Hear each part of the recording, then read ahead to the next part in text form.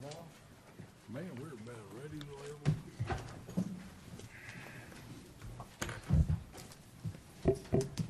Too many papers. Yeah.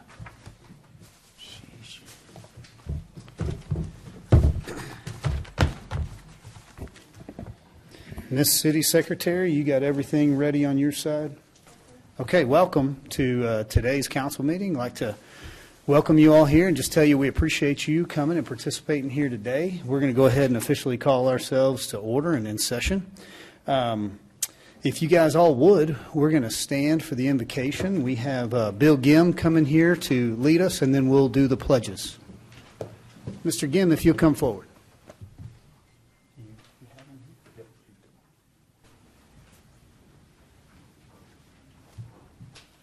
Hey, everybody. Amarillo is my home for 45 years. I love this city. My son played baseball with you when you were a young man. Yeah. And I was much younger. Father, thank you. Thank you for Amarillo, Texas, a place I can call home after 45 years. I thank you for the people of this city. I thank you for these leaders, Lord, of our home. We ask that by your grace and your mercy, you'd give all of us teachable hearts, all of us extra patience. We pray for wisdom. We pray for discernment. Most of all, we pray for love. Oh, how we need the Lord Jesus. How we need love. Bless this gathering, I pray. In the name of your Son, the Lord Jesus. Amen. Amen. Thank you, Pastor. If you guys would join me in the pledge.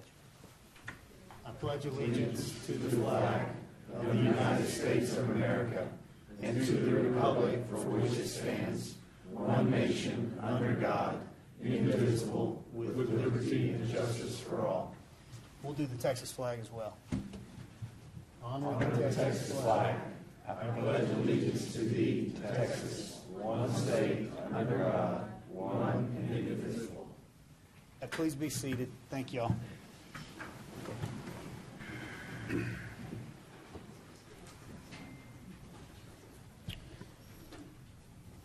Okay, we're going to move on our agenda here to proclamation. We have item 5A. Miss Cashin, she's around. I don't see her. There she is. So, Ms. Cashin, if you're going to come up here, I've asked Tom to read this proclamation. Have you been given that? You have. Council, we're going to go ahead and go down, and then that way we can get a photo. Cashin, if you'll meet us down there, thank you.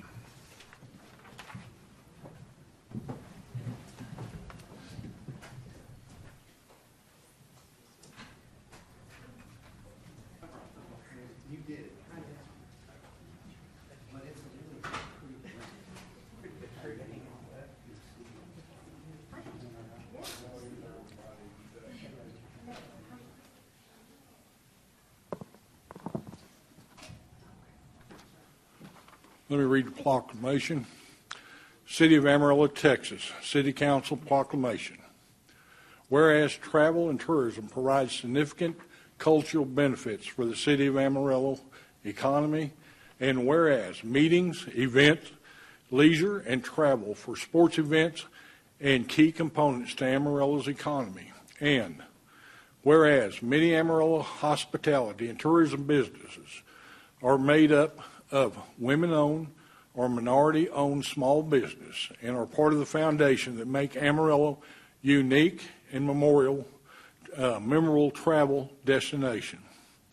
And whereas visitors relish the many tourism offerings of Palo Canyon, the Big Texan Steak Ranch, Cadillac Ranch, Historic Route 66, Sod Poodle Baseball, Panhandle Plains Historic Museum, and American Quarter Horse Association, Amarillo Civic Center, Amarillo Symphony Orchestra, Lone Star Ballet, along with many art activations, murals, and culture. And whereas the City of Amarillo also has been recognized as a film-friendly and music-friendly community. Whereas we acknowledge that all travel whether related meetings, leisure, business, agriculture, or sports, is beneficial. And now, therefore, we, Mayor and City Council of the City of Amarillo, Texas, do hereby proclaim Amarillo is a tourism-friendly community. Signed by Cole Stanley, Mayor, Josh Kraft, Council Member, Don Tips, Council Member, Tom Sherlin, Council Member, and Les Simpson.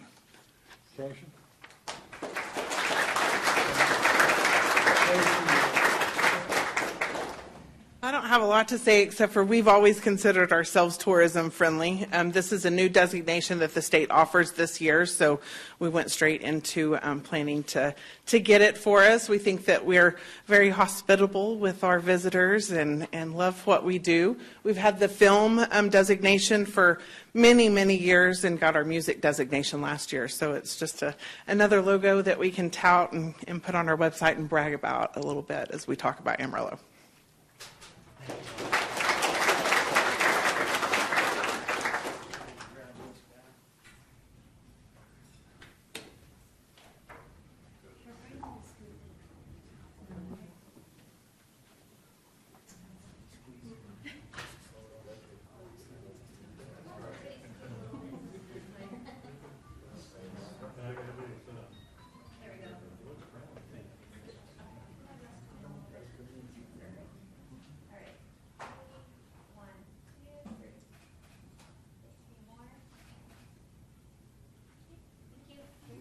Thank you, guys. Really appreciate it.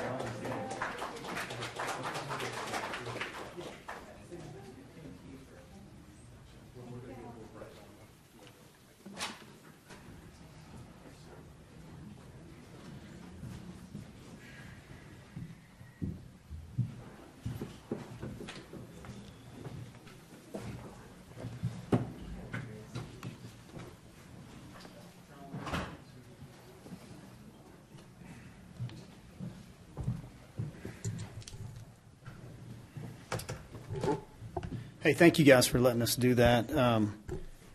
CVB, golly, they've just done so good this year. You look at Route 66 and the event, and I think there's only 9 of them. How many are there? Okay.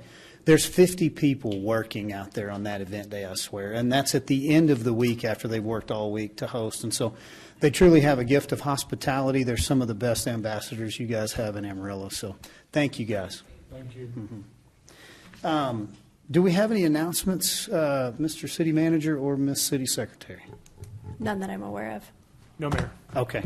Then moving right along, we're going to hand it back over to City Secretary and let her read us into public comment and allow for our public to come up and speak here today. Thank you, Mayor. Thank you for participating in today's City Council meeting. Your input and your opinions are important to us, and we're glad you're here to share them. At each posted meeting, we invite our fellow community members to address City Council regarding posted agenda items or topics related to city policy. Every speaker will have 3 minutes today to address Council. At the end of 2.5 minutes, you'll hear a warning beep letting you know you have 30 seconds to wrap up your comments. We do have multiple public hearings today. If you're here to speak on an item with a public hearing, we would ask you make your comment either during public address or during the public hearing, but not both, in order to help us keep accurate minutes. It's your decision at which point you would like to speak. As a reminder today, if you're speaking on something not on the agenda but related to policy, Council is limited in how they can interact with you. They can recite a statement of fact, they can take the item for a future agenda, or they can refer you to staff who can step out and speak with you about your topic. When you come to the microphone today, please state your name and whether or not you live in Amarillo city limits. Then you may begin addressing Council. First on our list today is Claudia Stravato, and after Ms. Stravato will be David Hudson.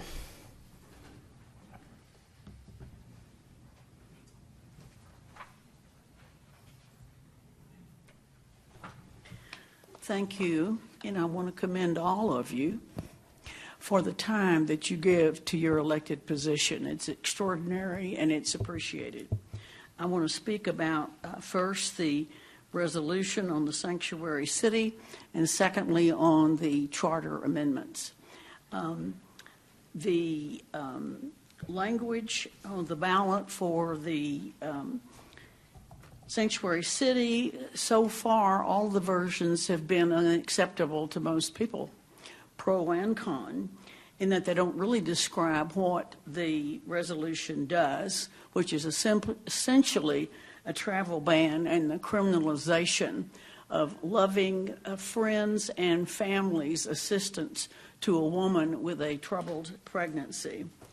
I think, therefore, that it's incumbent on the commission, because the ballot language is simply non-descriptive, that you state publicly before the election why you vetoed that ordinance, so that the people of Amarillo will know that you found it unacceptable and why, and that they should as well. And then I want to speak to the ordinance on the charter amendments.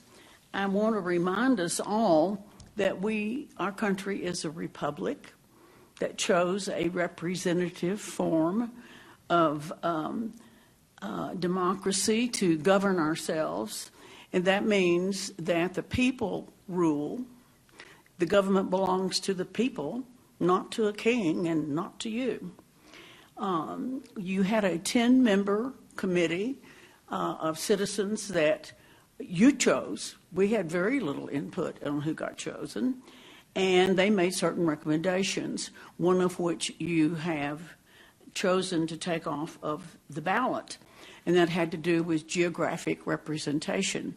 It did not have to do with single-member districts, because those with a geographic position still had to be elected at large, or by all the people.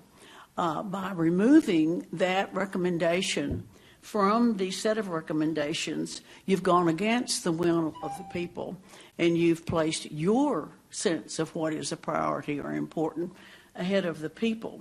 And promising that it'll be on a vote sometime in the future, by law you can't bring it up for 2 years.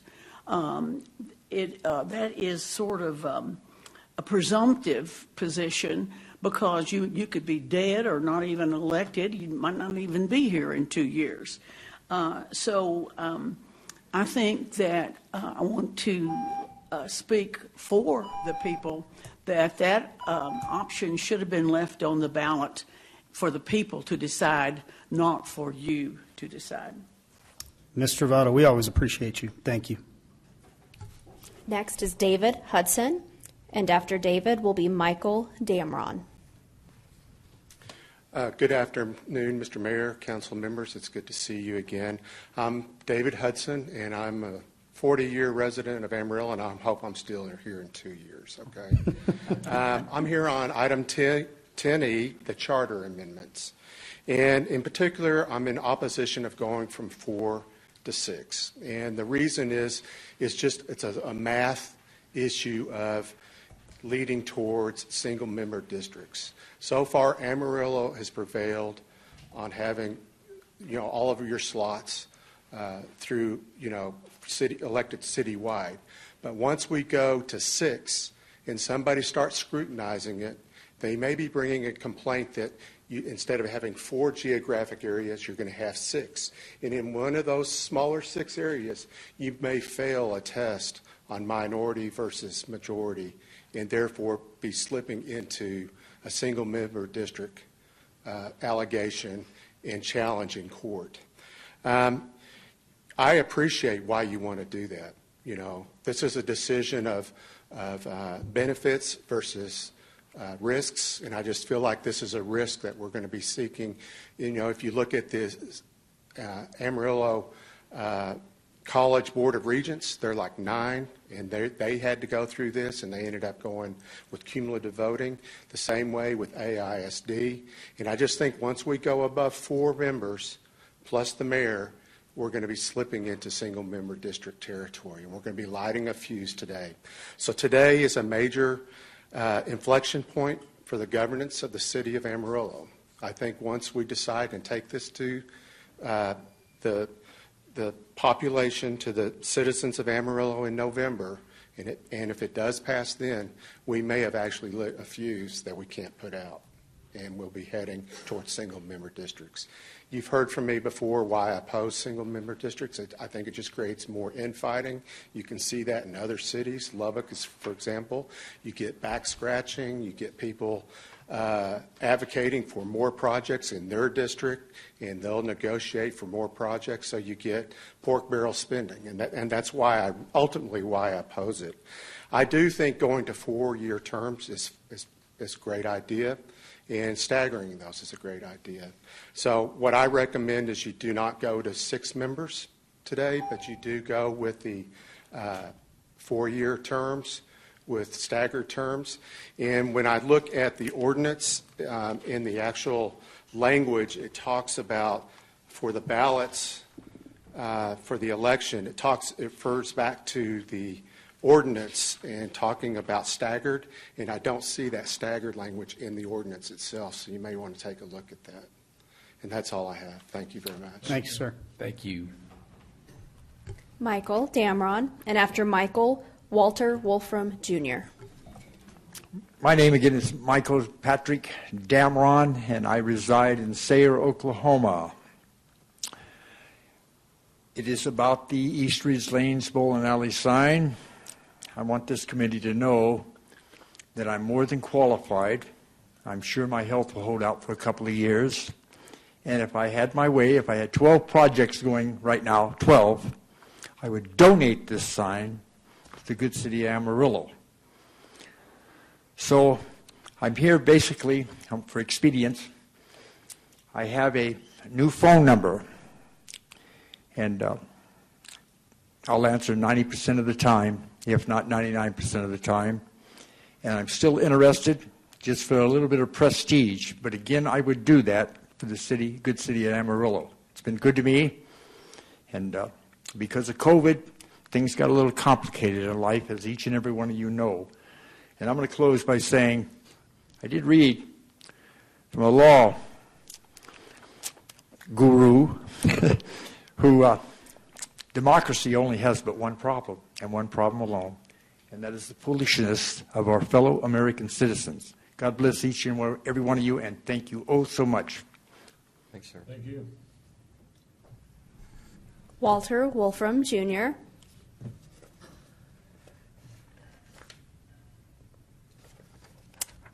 If not, Mike Ford will be next. Mr. Ford. After Mike will be Jace Yarbrough. Okay.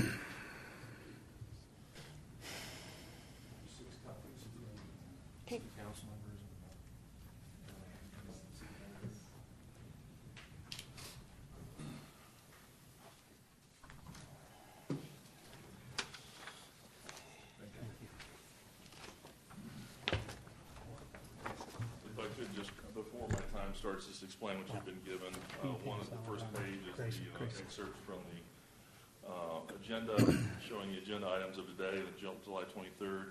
There's an agenda that's been produced by an Assistant Attorney General 10 years ago. Excuse me? I'm just explaining what I've handed them. Is that okay? You need to do the Before I get microphone so started? everybody can hear it. Okay. Thank you. Well, I was hoping I wouldn't get to lose the time. There's also another diagram that you've already been handed, and then an email, and then an analysis. So just for purposes there. Hello, Mayor, Council. My name is Mike Ford, Amarillo, Texas. Since 2015, I've been consistently engaged, urged this council to follow the law. When this new council took office, I had high hopes, publicly supporting you throughout the Sanctuary City saga. However, I find myself deeply concerned, particularly about tonight's agenda item 9Z. The public notice for this item is woefully inadequate again. It merely states consideration of resolution without informing the public that you intend to take action. It fails to mention that you will be deciding on specific ballot language, a crucial aspect that impacts voter information. This is yet another violation of the Open Meetings Act. Mayor Stanley, you hired an out-of-town attorney who isn't required to defend his work, attend these meetings, or answer questions. This attorney has produced ballot language that not only fails the Supreme Court standard, but is potentially illegal, yet the public has been given no proper notice that this language will be voted on tonight. Councilmember Tips, you suggested only practicing attorneys can question this ballot language in public meetings. I respectfully disagree. The law belongs to all citizens, not just lawyers. The Texas Supreme Court DACA standard wasn't written for attorneys alone. It protects all voters. The vague agenda item further undermines public participation. Councilmember Simpson, your statement that our wording, quote, doesn't mean anything as it relates to what gets enforced is troubling. Ballot language is crucial for informing voters, not a mere formality. The DACA standard exists because ballot language matters. Let me remind you all of the DACA standard. Ballot language must, quote, substantially submit the question with such definiteness and certainty that the voters are not misled, unquote. That isn't legal jargon. It's a legal standard, and the bar is high. Mayor, you stated the ballot language was, quote, not appropriately informing the public, yet this crucial item is buried in an agenda with vague wording using the language you questioned. How can the public meaningfully participate when they're not properly informed of the council's intentions? The view that only lawyers can speak on legal matters contradicts the very essence of public meetings and citizen participation. Are we to believe that citizens must hire attorneys to voice concerns about potential election law violations? Is that your position? I appeal to your honor and integrity as elected officials. Each of you took an oath to serve as Amarillo citizens and uphold the law. I believe in your commitment to our city and your desire to do what's right. The decisions you make today will have lasting impacts on our democratic process and trust our community places in its government. I urge you to consider this matter with the gravity it deserves. Either postpone action on this item until it can be properly noticed to the public, or at the very least, remove item 9Z from the consent agenda. Engage in an open, transparent discussion about the ballot language. Let's work together to ensure it accurately informs voters and meets all legal standards. Thank you.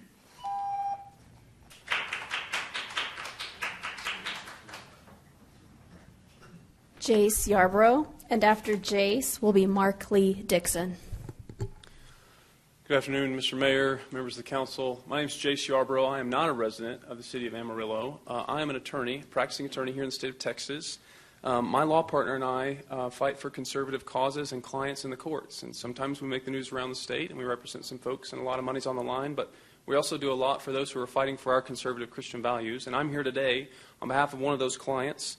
I represent the initiating committee for Amarillo's Sanctuary City Ordinance for the Unborn that is on the agenda today, item 9Z. And that's what I'm here to talk about today. I want to clarify one thing, if I may, but before I do that, I'll just note that in addition to all those things, I am a native son of the Panhandle. I spent a good majority of my childhood just down 287 in Claude.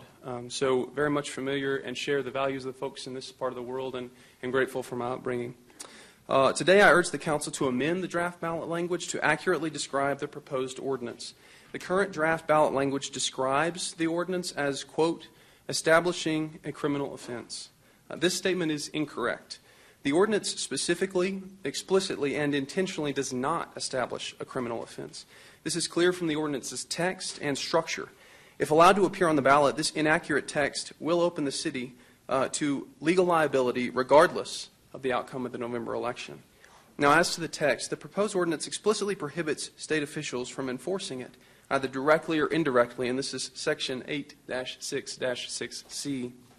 I'll quote a couple of items from that section. The requirements of this section shall be enforced exclusively through the private civil actions described in Section 8-6-8. No direct or indirect enforcement of this section may be taken or threatened by the city of Amarillo, by any officer or employee of the city, by any means whatsoever, and no violation of this section may be used to justify or trigger the enforcement of any other law or type of adverse consequence. Now, because criminal offenses must necessarily be prosecuted only by state officials, this text disqualifies criminal prosecution under the ordinance.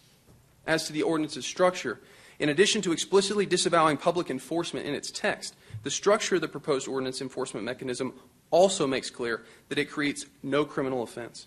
Instead of public enforcement by state officials, the ordinance establishes a private right of action that authorizes individuals to sue anyone who violates it. Now, as you may be aware, this enforcement mechanism was modeled after that of the Texas Heartbeat Act. Even before Roe and Casey were overturned, the Supreme Court, while considering the Texas Heartbeat Act, confirmed that enforcement by state officials is not possible under the private enforcement scheme contained in laws like this ordinance. Hence, Because public enforcement under the ordinance is impossible, the language of the ordinance can never be construed to create a criminal offense.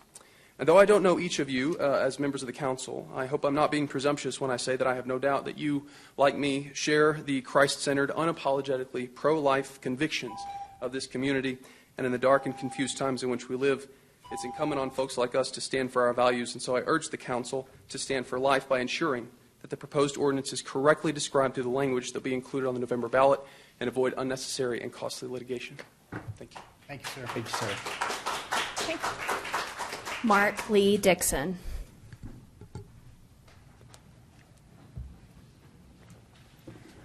Hello, my name is Mark Lee Dixon, not an Amarillo resident. I echo what Jace Yarbrough has shared here today. There are many attorneys across the state of Texas that share the same views of this ballot language, that it is very clear that this does not create a criminal offense. And we're not asking for much. We're just asking for the removal of that criminal offense language, whether that be in a ballot language or in anything that comes from the city of Amarillo. We don't want the city of Amarillo to be given any misinformation out regarding this ordinance because it could negatively impact the election. There's already been statements from many in the community, many organizations that are not accurate. Some of those statements could really be cleared up if they would read the Supreme Court ruling of Zarowski versus State of Texas.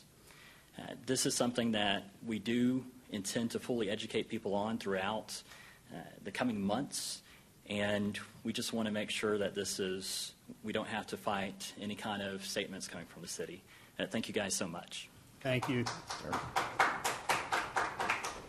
And just checking one more time, Walter Wolfram Jr. If not, Mayor, that concludes everyone that signed up. Greatly appreciate everyone for making public comment here today. Do I have anyone else who would like to offer public comment before we move forward? Yes, sir. Mr. Pennington, if you'd come forward and give them your full name, please.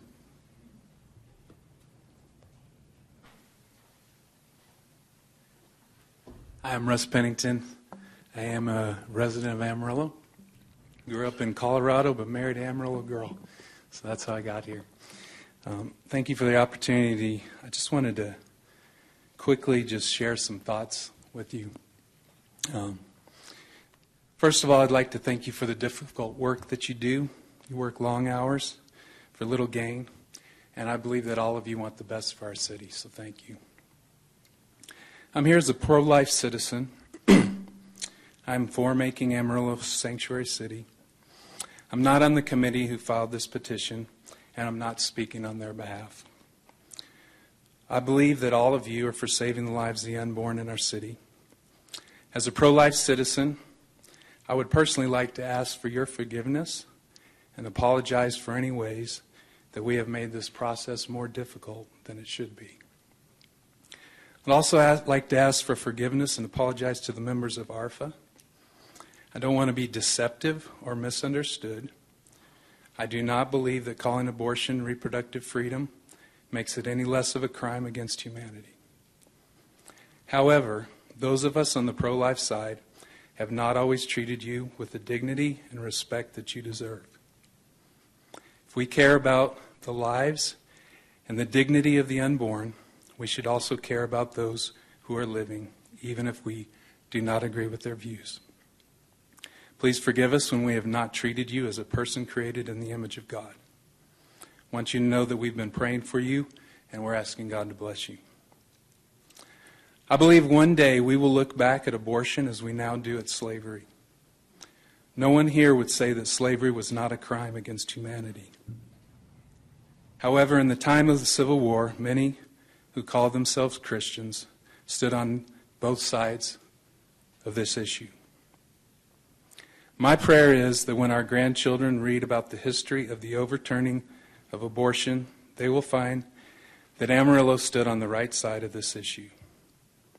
I am hoping that we can cut through the division that has been stirred up, find a way to make Amarillo a safe place for the unborn, a place where those with different opinions can sit down and have civil conversations, and a place where all citizens are treated with dignity and respect. Thank you very much. Thank you, Mr. Pennington. As a statement of fact, well done, sir.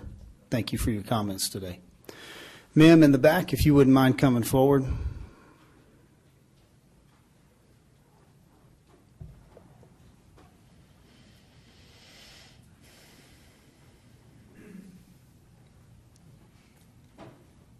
Hello, my name is Carol Ann Stewart, and I am a 43-year resident of Amarillo, Texas. I thank you very much for all your prayers over Amarillo and for everything you're doing. Number one, my biggest issue has been the argument over verbiage.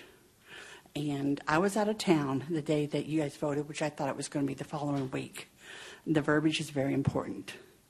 I had wished the committee had gotten together to discuss the verbiage a little bit better, because I think we're nitpicking, and also that we are cutting off the head despite the tail. I do know you stood for a sanctuary city for Amarillo, and I do know that you guys are honorable men. I do support everybody in this room, pro-choice and pro-life, because they are humans who were born from the spark of life to the day they pass away. I just, as always, want you to know my opinion and how strong I am. But you, my wonderful men, are in a place of history that is very important, not only as citizens of Texas, citizens of America, but citizens of the kingdom of God. And you have so much weight on your shoulders. I pray for you to have wisdom and direction on how you vote. Thank you very much for your time. I am strongly for it. And please remove criminal, because it is civil. And thank you for correcting verbiage in Jesus' name.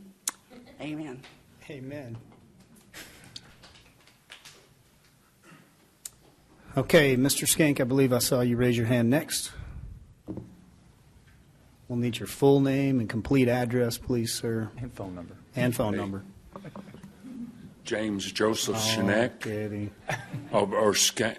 Anyway. Okay. This ballot language and the things that I wasn't going to say anything, but I've turned into a situation where we're getting stuck down in semantics, and it's the lawyer kind of semantics of what's criminal and what's civil. Anybody that's ever been involved in a civil trial, you feel like a criminal. So the words do matter. So we have to be careful in what we're going to put in there. People need to realize well, first off, I've never seen a case taken, even though Mitchell has done some things in Houston, to court. People are still going and they're traveling, but there's been no precedent of this being dealt with.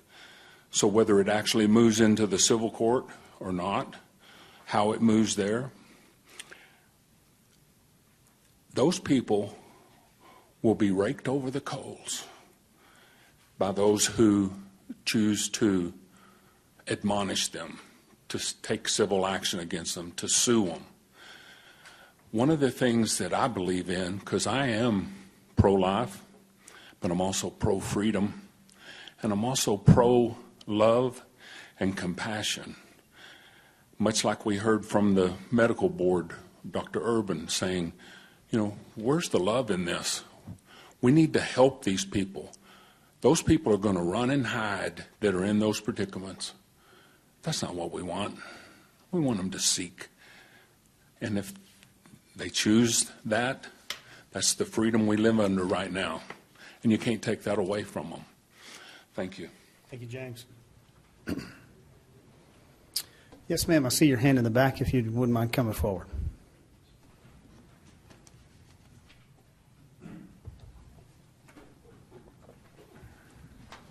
My name is Dee Krause. I live at the retail in South Mississippi, Amarillo, Texas.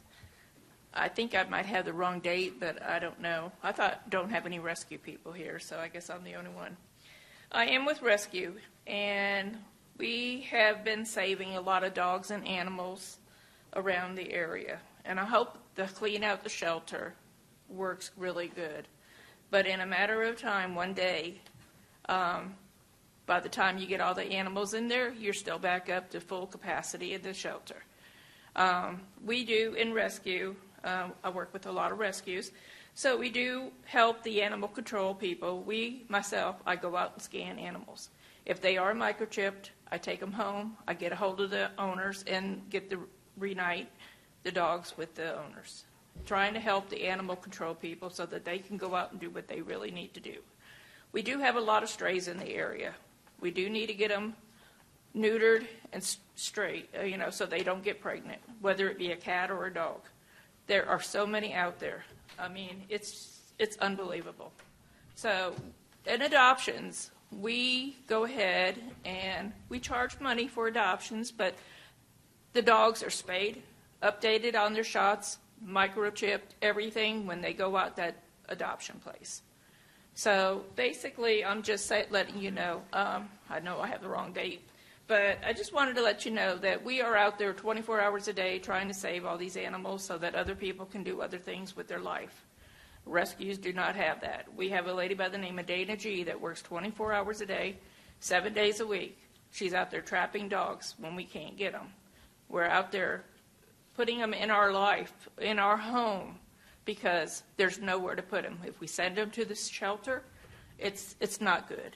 And we all live with this in our heart. I just hope that everybody can understand that if you have a dog, get it spayed, neutered, microchipped. Help us to help them. Thank you. Thank you, ma'am. Appreciate what you do. Do I have anyone else here that'd like to offer public comment?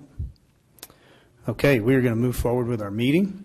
We will now move forward to our discussion items. Item 8A is just a simple question. If I have anything from my council that needs review or additional information. Seeing none, we'll move on to item 8B. Ms. City Secretary, you're on it. You already got us up there. So this is state of the city. So we're going to do two things here. One, I'm going to be able to announce somewhat publicly and bring forward on this platform what we're working on and what we've been working on for several months now. And I'll give you a little backstory as to why we're doing it, so that you see maybe the intent behind it, not so much the campaign political style look. And then we're going to transition into a discussion from council where they're going to be updated on your role and responsibility in performing and producing this event, and make sure that we don't have any tweaks or objections as to moving this forward. So let me start with Ms. City Secretary, was it 2016 that we put this in our governance and ends docs? 2018, Mayor. 2018. So it is required in our governance and ends documents that the mayor and the council do once a year, at some point in time during the year, a state of the city address. There's been some precedent set. You can have a very business style, address. You could do something just televised or just, streamed socially. You probably could just put a report card together and mail it out if you wanted. But traditionally, it's been something that is a little bit more what I would interpret like more on the council side. It has to be sponsored by the council, so that means that none of your tax monies go to produce this. And it's treated as a campaign event, and I think for good reason, because a lot of times it could turn very much into a pat on the back of look at us and here's what a great job we've done, because you don't see too many council that come forward and tell you all the things that we didn't get finished, or we didn't do well, or man, we sure screwed that one up. So because we are doing that, what we tried to do this year, I wanted to take this out of the spotlight of council of, hey, look at what us five have accomplished what I wanted to do was really put it more on the community, because we have so many good stakeholders, so many good men and women that go out and do the work, like the lady that is, helping to rescue animals. And so our quality of life in this town doesn't happen because of what happens on this side of the dais. It happens because of what happens on that side of the dais. And our strength is not in the elected leaders. Our strength is in the elected leaders knowing that if we let you do the work that you have the passion for, and we provide a resource and a foundation for that, that then you can do that work, and that we are the answer. So the spotlight is trying to go towards how good the community is doing in these areas. And then it really needs to highlight the staff. So we call them local heroes, and it's easy when you see them wearing their badge and they're in their uniform. But it's not always that easy to see that local hero when he's out there at 2 o'clock in the morning fixing that water main break, and it's 20 degrees, and you got up the next morning and you took a hot shower because you had water, and your services were delivered and they were done well. Or that for whatever reason, that one guardrail, Donnie, that keeps getting hit, somebody had just fixed it the day before that you would have went off the bridge, and you hit it again. And so the things that are the little things that you don't notice, we're trying to show some of the spotlight on this, and we want you to know that we're accountable. And so we have deliverables, and we want to deliver to our boss, our shareholders, you guys, hey, here's what we're getting done with your money. You've put some trust, you've put some faith in us, and so this is our report card. So the vision was, let's not do something that is business and less friendly. Let's do Amarillo. Let's do a county fair, blue ribbon, boots and jeans, something in the evening. Let's have some music, and let's get together as kind of a family, cookout style, and let's get our work done, but let's also be us about it. And so what we've got here is a State of the City address, August 25th. It'll start at 6 p.m. We'll probably get out there and start rolling stuff out earlier. Council would be asked to be there like by 5, and then you guys are asked to help. And so we've got all sorts of stuff. We are taking volunteers. We have around 10 that are going to help with everything from driving the golf cart shuttle back and forth, so that if you're maybe not someone who can walk a distance and you have to park a little ways away, you've got a ride. We have food trucks that are coming, so we have food provided. You pay for the food, but then the drinks were provided by Water Still. So you have ice and tea, water, Coke, whatever. We kind of rethought the I think it was the beer garden on this one. We thought maybe a little more family friendly, so it'll be all ages beverages on this one, even though you've got Aaron Watson playing. So Aaron is a friend of mine. I grew up with him, honestly, from junior high on, and so great guy. And he doesn't live here anymore, but when he comes back to Amarillo, he honestly has a testimony of how Amarillo has changed and what we've become. And then he's a local kid and has a great following. And so he's just somebody that we could reach out to and say, would you be willing to play? And so the way that this will work is we're going to have some videos that we're going to be able to show different departments and highlight departments.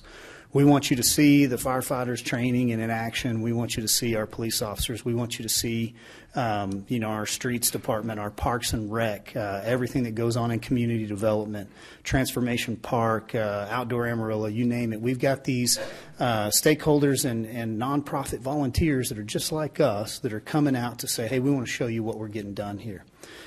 So that's kind of the vision, council. Here's what you're being asked to do. So we are going to have a 6 o'clock kickoff. So we'll have a little music just playing up until 6. We'll kind of do the mic check and let everybody get there. But at 6 o'clock, we'll kick this off. And we have Miss Lindsay Lane, who is a local talent and artist. She can sing very, very well, and we're excited to have her play us in. So she'll get us going, and then we will hand the microphone over, and we will have a council member or the mayor do a welcome and get everybody there and kind of call us into the agenda of our report card. And at that time, we will break this down into, okay, here's where we are with our community stakeholders. CVB is a great example of them being able to show you a video. So, Councilman Tips may introduce Cashin, and he may get to talk about CVB and what good they've done over the last 2 years for Route 66. And then in 2026, it's our 100-year celebration, and it's our 250-year birthday. And that this is, Cashin come up and say a few words. She'll be able to talk about her staff and how good they are. She's going to be able to spotlight all of the different vendors, 60 different community vendors that are filling in those gaps to make that a great event for our community. She's going to be able to tell you all of the stimulus and the economic advantage that happens by inviting that many people into town on that Saturday or that week. And then she'll play the video, and you guys will get to watch the video, and then we'll move on to the next one. And so, then it may be Councilman Kraft, introducing, our chief. And Chief, would you come up here and say a few words about our local heroes in blue? And so we're going to go down the line until we get through our, Transformation Park piece and Outdoor Amarillo and Parks and Rec. You guys are going to get to see everything that's going on in your community, and you're going to get to hear it from the people that are actually doing the work. And I find that refreshing, and I think it helps bring us back to the point of this is about us, and it's about how good we're doing.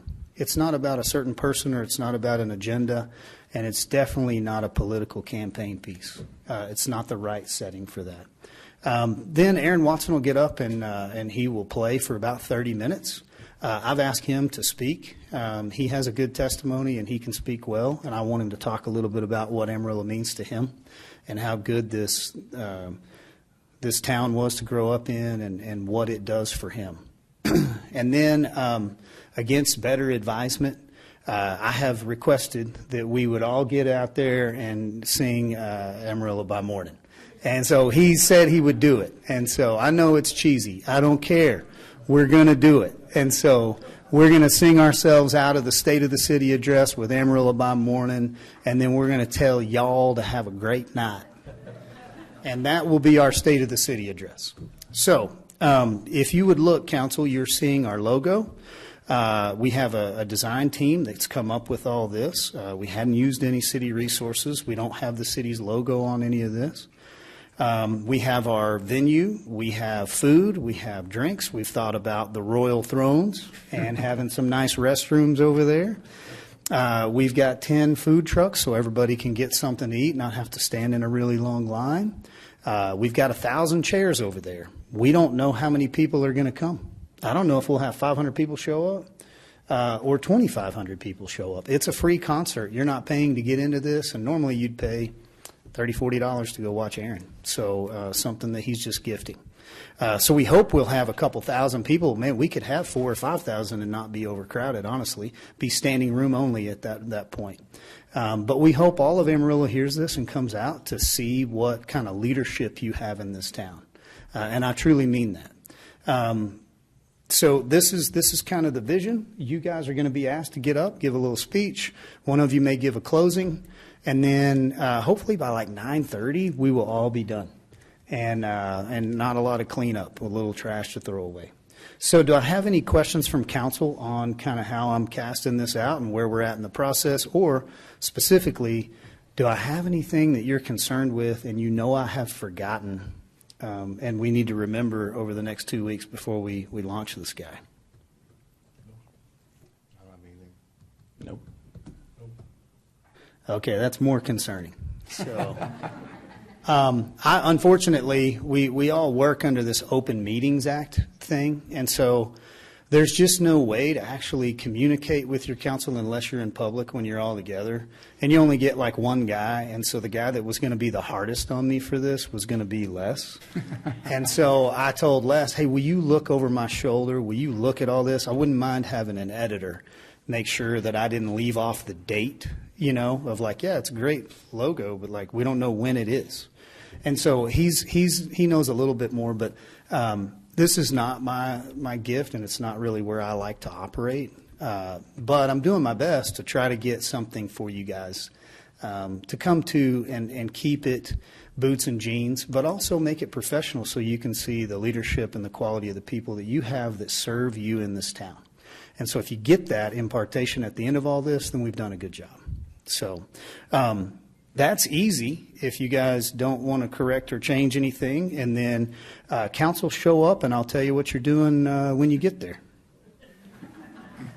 Well, just for the record, you vetoed me on one thing. I brought up wrestling, but you said no, so we're not going to have that. But maybe next year. You get lucky once, man. You don't want to test it again. Like we don't want to risk injury.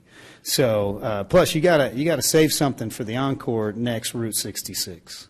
So top ropes next June, but until then, no more wrestling. Okay, so I'm going to ask if you don't make these assignments maybe before Sunday. We're not all cold GPT, so we would appreciate maybe a little heads up on what departments you'd like us to introduce, if that's not too difficult. Okay, so the real plan is David with Creative Canon. He's the team that's running all this. He's the quarterback. So he's going to go ahead and type up the itinerary, and we'll finalize the assignments this next week. I think it's Thursday that we meet again. And then you guys will get this next Thursday, or this Thursday. But unfortunately, it's only a week and a couple days from then. So once it's given to you, speak up or forever hold your peace, and then you guys can get with him independently on, is this what you need, and am I understanding this is who I'm introducing? But I think with the proximity you've been to everything that you've done, all the work that you've done, we'll assign you to the things we know you care about, and then if you don't like it and you want to change or trade, we can entertain whatever. Good enough. So you get a couple days notice. As much as you get for a council meeting usually. So, True. With nothing on that, I'm good to keep going. So we are knocking this one out, not even 4 o'clock yet. So anything further on this guy, guys? Okay, we're going to move forward. Do I have any future agenda items that anybody wants to request? No? Okay, let's move forward to our consent agenda. We'll go ahead and get through consent, and then we'll see if we want to take a break or keep going. On the consent agenda, I have been noticed by our city secretary that item 9Y, if you'll flip to that or scroll to that. I just want to get the title correct here as I ask for a motion. Item 9Y is a consideration to approve a participation agreement between the City of Amarillo and Krebs Cycling. And so that's not ready. We had some documentation that still didn't get to us quite in time. We want to make sure that we have all our paperwork in order before we push something through on a vote.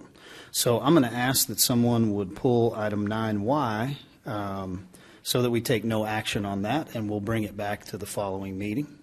I make a motion, we pull item 9Y on the consent agenda. Second. Okay. Do I have anything else that we need to deal with on the consent agenda, or are we good to vote as is? Yeah, Mayor, I'd like to pull 9Z for discussion. Okay. So item 9Z is the one that was referenced on the ballot language. So I think on that one, I'd like to pull that one off and vote on that one independently. And then we could go ahead and vote for the rest of the consent agenda. So if I could have, so we have a motion and a second to pull item 9Y. Let's get a motion and a second to pull item 9Z, and then we'll vote for the consent agenda that way. Okay. I make a motion to pull consent item 9Z. Second. Okay, I have a motion and a second. Let's go back to item 9Y. I have a motion and a second first on item 9Y. All in favor, please say aye. Aye. Aye. Any opposed? So we're gonna pull item 9Y, take no action. I have a motion and a second to pull item 9Z for further discussion. All in favor, please say aye. Aye. Aye. Any opposed? Okay, would ask for a motion and for the consent agenda as modified. I move to approve the consent agenda as modified. Second. I have a motion and a second for the consent agenda as modified. All in favor, please say aye. Aye. Any opposed? Okay, we will not take up 9Y, but we will go ahead and move to item 9Z for discussion. Councilman Tips, would you like to go first and tell us your concern there, or do you want to let another council member speak to it? No, I'm good. I mean, obviously, we received several emails, comments. well, continue to get more emails. I think that it needs to be looked at as far as the language goes. I want clarification, though. So, Madam Secretary and I had a discussion regarding this language. So I just want to clarify, if Brian and you could illuminate us a little bit on this, that this language isn't even going to appear on the ballot. The language that we're discussing here in Resolution 813-24-2, that the measure itself will not appear on the ballot. Is that correct? And I'm going to defer to Brian if I say this wrong, so Brian, step in if you need to. Councilmember Tips, give me one moment. I've got this pulled up. Be glad to. I want to say it by section. Yeah, So the language under Section 3, labeled ballot measure, will not be on the ballot. The language under Section 4, ballot language, that is labeled proposition, and that paragraph below it that's all caps, that is what would come on the ballot. That's your ballot language that would appear to the voters. Brian? Correct. Okay, just so we're all following along, say that one more time in the sections that you referenced. Yes, and let me put this on the screen. Even it might better. help. This is directly out of the agenda. So Section 3 in this resolution labeled ballot measure that has some measure language. This is in your resolution, but this will not appear on the ballot for the voters. If you then move down to Section 4 that's titled ballot language, where it starts with proposition and then goes into a paragraph after, that's the next bottom of this page and top of the following, that is the ballot language that will show up for the voters. Okay, so that section, Section 4, that will appear on the ballot. Yes, Councilman Tibbs. Okay, and they will vote for or against on that. So this is the language, though I think we've all been discussing the other language in the measure. There's also language in this proposition that people are questioning as well. I can't remember who brought up, but I think it was both sides, have an issue with this. And we want to be clear. We just need to be very careful, I think, with the language that it doesn't mislead one way or the other. It needs to be very clear. I think one point, and even Mr. Ford brought up as well, is the criminal offense. I think it's a little questionable on where it comes in. Now, we have received counsel from our outside attorney.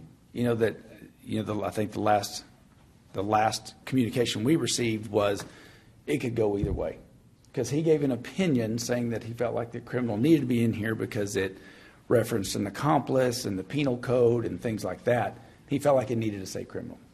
But then he also came back and said, actually, it could go either way. He said the criminal could be removed, and it could say, be replaced with the private right of action would be put in place.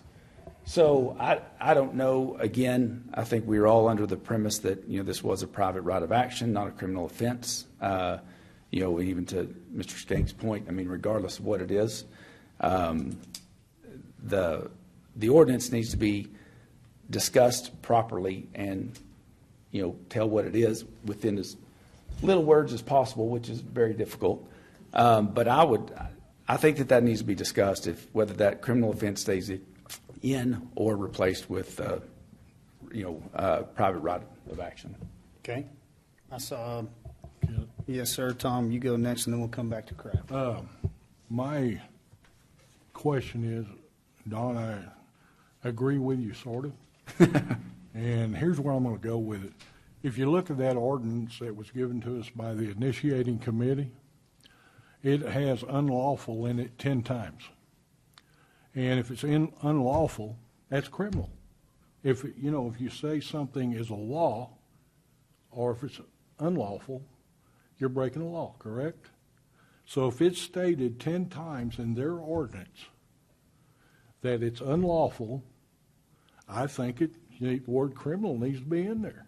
And in fact, in their language, when it comes to the abortion drugs, I think they actually used the word criminal in there. I think. Is that correct? I've got a copy here, and I think it says that.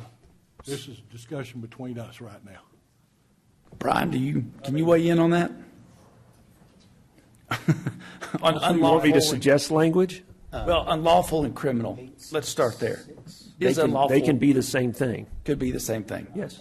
So if it's a violation of a civil act, is it unlawful? It is. Okay. So unlawful can also mean a violation of a civil act as well. That's correct. So again, I think that's where George Hyde brought. So I would say that if we wanted to err on the side of, well, let's say if we were to consider council's role here to summarize accurately and succinctly an 18-and-a-half-page legal document, then we're going to do this in a paragraph. We would be erring on the side of we want to make sure we're not leading in any direction, and so to not be leading a certain direction, it might be more cautious, or maybe there would be some wisdom in changing the word criminal in our notice language on the ballot to unlawful. Now, we're not changing anything in the document. We're not. So let me make sure it's on, right? Everybody's listening at home, all of the news stations, everyone that's going to send me an email, you heard. We're not changing any language in the ordinance. We don't have the right to do anything to the ordinance. The ordinance is and will stand alone for you to judge it for yourself, to vote for it or against it on November 5th. We are only summarizing the ballot language as it reads in a paragraph of a few sentences for you at your polling place. And so, Councilman Sherlin, if it were to say unlawful instead of criminal, there's only one criminal that I saw right there, establishing a criminal defense. Do I have any other areas in that paragraph where it says criminal? I believe there was only one place, Mayor. So if it says declared contraband, would we still say, Brian, establishing an unlawful offense for any person? Or would you change the word? What I would suggest doing is just strike establishing a criminal offense and change it to say, when you find the word contraband in your proposition language, say, and it shall be unlawful. For any person. There you go. So, Council, here's what you've done. You've done everything procedurally correct up until this point. And this is a procedural measure for us. So you could, after we finish this discussion, you could put this up for a vote, and we can still put this in the rearview mirror here for this council, because this is procedural. This is not discussion. This is not for or against. This is not an advocacy for or to stand on a position. This is a procedural measure. And we have a job to do here just to summarize accurately and succinctly what the 18-page document says. And so if we put that in, we could make that change as motioned or as amended, and we can still get done what we need to here today. So, Councilman Sherlin, I would ask for you again, what would be your take if we did what Mr. McWilliams is saying? I agree with Ryan's assessment. I mean, I think as long as we're stating there, because that word is used multiple times, and I think that people need to be aware that that is in there. So I think we could take the word criminal out. Okay. Councilman Kraft, back over to you. Yeah, so I still have some questions out to hide on some stuff. As far as where I'm at on it, the question is, if we have to have what's going to be amended in the city code, actually what's going to be on the ballot language, versus, the findings and everything inside that ordinance. Because ultimately, if I understand the ordinance is what's going to affect law, but I think it's important that our citizens know what law changes inside the ordinance are actually on the ballot language, if that makes sense. Now, I understand where you're coming from. Stephanie, when's the final deadline to call this? August 19th. So let's just talk through a scenario here. We would call a special meeting and we would have this one action item on a special meeting. Assuming that we could not move forward with this being vetted 4 times through both attorneys. So your concern is that there would be something that would change in our as an amendment to an ordinance in our local governance code. Right. So, when it talks about in the ordinance itself amending 8-6, adopting, abortion, my concern is on the ballot language. If the findings have to be in the proposition language, or does it just need to be the actual amended code pieces? So let's make sure we're saying this very clearly, because a lot of time in legalese it gets confusing. So are you stating that you feel like this as presented is saying too much, or you're saying that this is presented as saying too little? You want it to include findings, or you want it to exclude findings? Well, I would lean more towards having what's actually going to be amended in the code in the ballot language versus, swapping the findings out for the actual code changes. Because it's got it all mixed in there, the findings and the actual ordinance language that goes in effect. Okay, if there's one thing I know about Councilman Kraft is, man, he's sharp, and he always makes a good point. So I want to make sure I'm not missing something. So if I'm looking at the measure, once again, that is not being presented for you at your voting station, but it does outline some things. It declares this, it provides for this, it has a severability, right? Then I go to the proposition language, so Proposition A now. Do you mind taking us through Proposition A and telling me if there's anything in there that you would like excluded, or if there's something in addition to that we would need to add? Yeah. So, I'll just be frank. So, the declarations, that's not what's going to be law in Amarillo.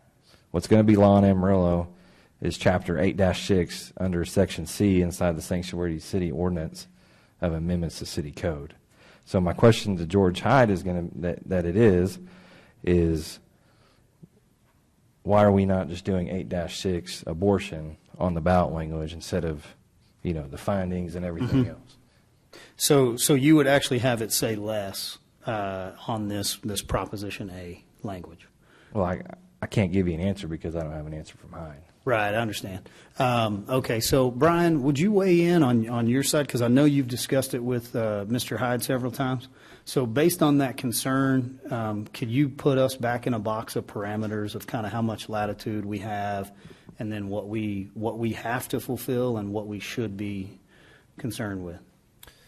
For prop language, first of all, this is a legislative situation here. You have lots of authority, broad authority, to draw up ballot language. Under Chapter 52 of the Election Code, it has to be definite enough that the voters know what they're voting on. And so what you have before you is presented in such a way as to prescribe the ballot language from the declarations and from the various sections so that a voter knows what they're voting on, with the understanding that the petition itself will be available to any voter to read the full portions thereof. Typically, when you have ballot language for an initiative around the state, the initiative is just described in its general terms related to declarations and sections. It may not mention the section numbers themselves, because if it passes, whatever the initiative is, council will place that where it needs to be with that language. So the proposition language is meant more to describe the terms themselves rather than the code sections. But that's typically the intent of the proposition itself. Does that answer your question? Councilman Kraft? Yeah, if this thing ends up needing to be longer, then I understand. I just want, the citizens to have a clear, accurate picture and description of what they're voting on.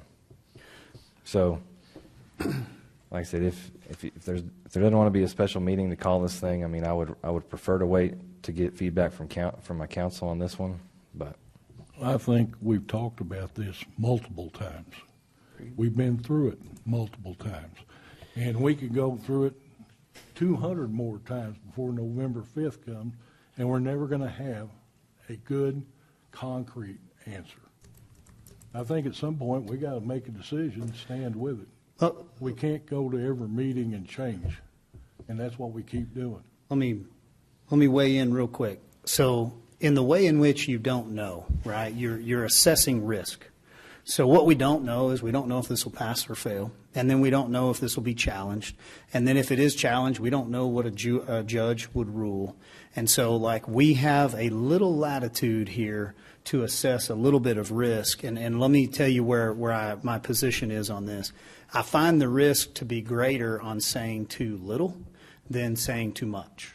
And so I would think if I said, well, I don't like where it says declaring this and declaring that, and so I only want it to speak to exactly what, it established. So it established an unlawful act or whatever. I don't find it more likely that a judge would say that this council acted inappropriately because you put too much language in that's directly off of the 18-page ordinance. Now, I think if we were to say things or to lead, the public in a direction that doesn't come directly off of the ordinance, then I think we're in harm's way and we're taking risk upon ourselves and likely would be brought back to the starting line. However, I think in putting in the declarations as made by the lawyer who drafted the ordinance, I find very, very little risk in that as opposed to leaving them off just to maybe make this more clear and easier to find. So too much language in here for me seems like lesser risk than erring on the side of making it too summarized. So let me ask you, Councilman Kraft, because I'm not trying to rush you. You're good. I feel like I'm here every day. I'm not. But I can make a meeting. And so if we need to have another meeting, I'm not telling you that option's off the table. But what I am going to tell you is there is no unanimous decision. There's no language here that's going to get everybody in the room to where they feel like this 18.5-page difficult, complex document has been succinctly summarized. So, and I understand that 100%. Can I sway you in feeling less risk by leaving this as it's been typed up by our attorney? It's been vetted 4 times by Mr. Hyde. He's been given 4 opportunities to change the language in it, and he has not. He's comfortable with criminal. We're now walking that back to unlawful per our city attorney, and our city attorney is telling you that you are good to proceed because this is a legislation piece that you have a lot of latitude on. Like I stated, sir, it's going to be, I know where my comfort level would be as an individual council member. I'm not there with this piece, so. Okay. Let me come back to you then. Council, do I have anyone else that has concerns with this statement? Brian, are any examples in the state of Texas where ballot language there's been a case made against it, or examples of it? Is it common? Is it uncommon? Well, it does happen. I don't know that I would say it's common, but it does happen. But typically in those cases, the court will analyze it just like you have been advised, as you have broad latitude, but with the understanding it has to be definite and exact enough to put before the voters exactly what the measure is. And typically in the situations in which ballot language has been overturned, it left out a material portion, something that was material to the ordinance itself. I've never seen one where like a code section or something like that was material. It usually had to do with an element of either an offense or if it was a revenue generating kind of thing, where the revenue was coming from or who was paying it or something of that sort. That's typically what you see if the language is overturned. But typically the courts will always give some deference to the legislative process with the understanding that it's your ballot language. And if you've described it and it's reasonable, then they will usually go with you. Thank you. And just go back 1 second, Stephanie, or whoever moved it.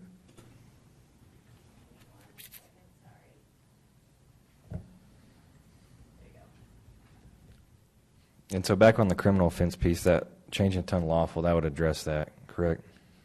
That issue? I believe so. It would say declared contraband and unlawful for any person, and unlawful. So you would remove establishing a criminal offense, and you would just say and unlawful for any person to manufacture, possess, etc. And it shall be unlawful. Okay, and it will be and it shall be unlawful. Unlawful. Okay, gotcha. Okay. Councilman Tips, did you have something else? No, I mean, I just want to make a statement because I think I'm guessing that we're getting all these emails that, the pushback on the language and what's in there. And hopefully people understand this is not our choice. This is not something that we five have put together. It is straight out of the ordinance. Is there language that we don't care for? Yeah, there is. But we don't get that option. It was the initiating committee that put this forth. We've got to pull from that. I say we. The attorneys are pulling from that to restate it. Like Mayor keeps saying, take an 18-page document, restate it in a paragraph. But it can't be language that we like, or it can't be language that we make up or we think sounds better or whatever. We can't do that. So it's not like we can strike things that are in there and replace it with something else that sounds better or maybe not as offensive to some or anything like that. It's coming straight out of the ordinance. So I just want to make that statement so everybody understands it's not something that we're coming up with that we think, makes both sides happy. It is just straight out of the ordinance. So it's really difficult. I mean, so understand the initiating committee has the power here. That this is their ordinance that they put forth. Then the attorneys have to put together and summarize it as best as possible. So just so you know, these aren't words that we chose. This isn't the verbiage we chose. It is straight out of the ordinance. So I just wanted to make that clear. I greatly appreciate that. I don't think we can say it too many times, honestly, because it's it's a unique process. It's a difficult deal. This is the hardest legislation that faces our nation right now, and we're being asked to deal with this at the local level with limited experience. And so I would also state that we're not in the position to give the public the potential of this ordinance if passed. Well, it could, if passed, do this. Or a judge could rule, if passed, and do this. We're also not in the position of giving warnings of, it could also do this over here, or it could be interpreted that way. We are not in the position where we have the right to do that. The petitioners have brought it. It's their language. We get to extrapolate out of that through our attorneys, and we get to put a succinct and accurate paragraph in front of you. And then we get to advocate. Please read the ordinance. If for any reason, just say you read it before you call me. Because to say, no, I hadn't read it, but I heard. Or, you know what, I heard it said, well, have you read it? No. Well, please read the full 18-page ordinance, and then you call me and tell me if you understand what it says. And then we'll talk about what it could do. And so I cannot help at this point. We cannot help at this point in any other way other than encouraging you to educate yourself with the experts that are around you. We've spent hundreds of hours listening to experts. Testimonials, they're experts in their own testimony, I promise you. Doctors, lawyers, intelligent individuals that work in different expertise. And so there's resources available. Please read it for yourself, and then go to the poll and vote on a very, very important issue, and vote what you think is right. And so I would leave it at that. I would ask if council is comfortable moving forward with this item, or if we want to discuss and consider a special meeting. I would make a motion we accept with the changes that we put forth today as the resolution of 8-13-24-2. Okay, I have a motion. I'm going to ask City Attorney, do you need "and it shall be unlawful," or are you good with the motion as stated?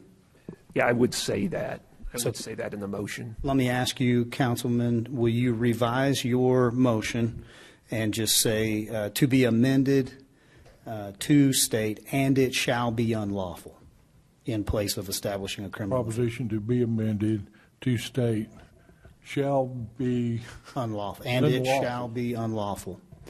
shall be unlawful.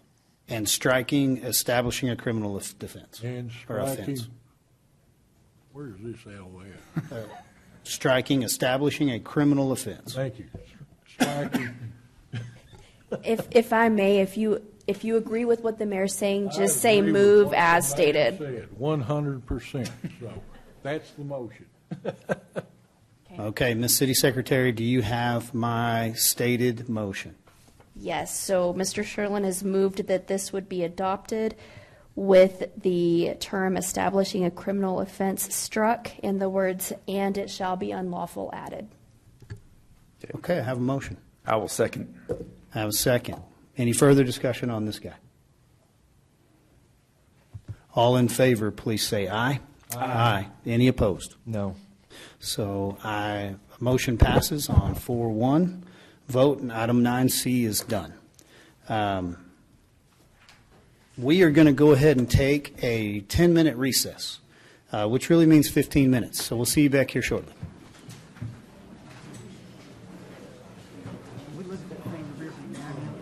Yes, I hope. We struggled, but we got it. All the wastewater conversation that we had, I really appreciate it. This is a real simple thing you guys could have done. All you have to do is choose the ballot language that makes the statement true. That's all you gotta do. Sure, yeah. All you have to do is choose the ballot language that makes that statement true. That's it. All you have to do. When I talk about this as language. Look at this. Well, right now it could in the future. So, of course, that overrides anything that is done here. So, if this ordinance, now it's got to go and pass first. If it goes and fails, it doesn't matter.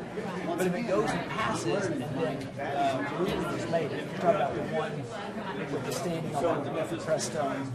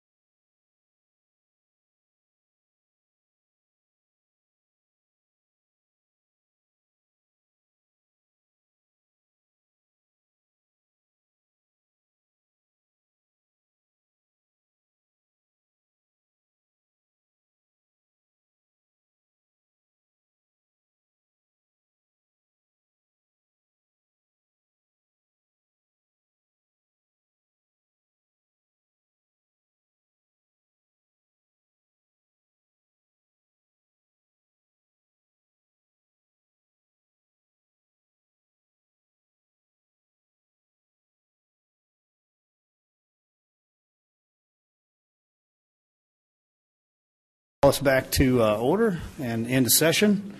We have successfully completed our consent agenda. We're going to move into our non-consent. We got several items here. And Mr. Brady Kendrick is always right on point, so I'm going to ask him to come up here and take us into this public hearing. Looks like we got some rezoning. Participants are waiting in the lobby. To admit all participants in the lobby, press *21.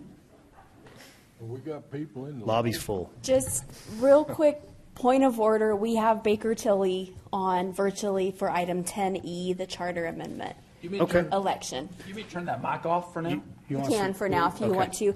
And Dennis, if you can hear us, we are not quite to your item yet, but we will be with you soon. We're on 10A at the moment. Thank you. Mr. Kendrick. Yes, good afternoon, American Council. So item 10A is a public hearing and first reading of Ordinance 8145. And this is a public hearing and first reading to consider an ordinance rezoning Lot 10, Block 9, Lawrence Park Addition, Unit Number 4. And this is located in the vicinity of Southwest 27th in South Kentucky. And the applicant is BWB Real Estate Holdings, LLC, and they are proposing the rezone from Office District 2 with specific use permit 196 to Neighborhood Service District. And they are requesting this change in order to allow a wider range of allowable uses in the multi-tenant building they own. I can hear you. They have a tenant that wants to move into the building that's a tattoo parlor, and that would not be allowed under the current zoning district. So this change is to help facilitate that and also allow other uses that would be beneficial to the neighborhood. The Planning and Zoning Commission found excuse me, that the request would be meet the city plan's future land use map and the place types for the area. And we did send public notices on this one, and we have not received any comments as of this meeting today. And we are recommending approval as the Planning and Zoning Commission is recommending approval as presented on this item today with a 6-0 vote. No, I'm good. Thank you. Okay, item 10A. Mr. Kendrick, thank you. Council, you have any questions for him?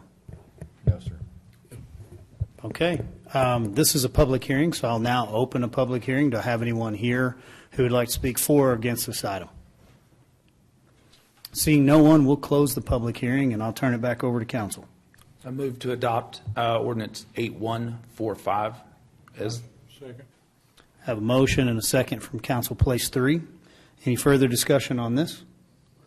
All in favor, please say aye. Aye. Any opposed? Motion passes. Mr. Kendrick, you're back up. All right, 10B is a public hearing and first reading of Ordinance 8146. And this is the rezoning of a 7.15 acre tract of unplatted land and a 3.94 acre tract of unplatted land. Both of these are located in Randall County, Texas.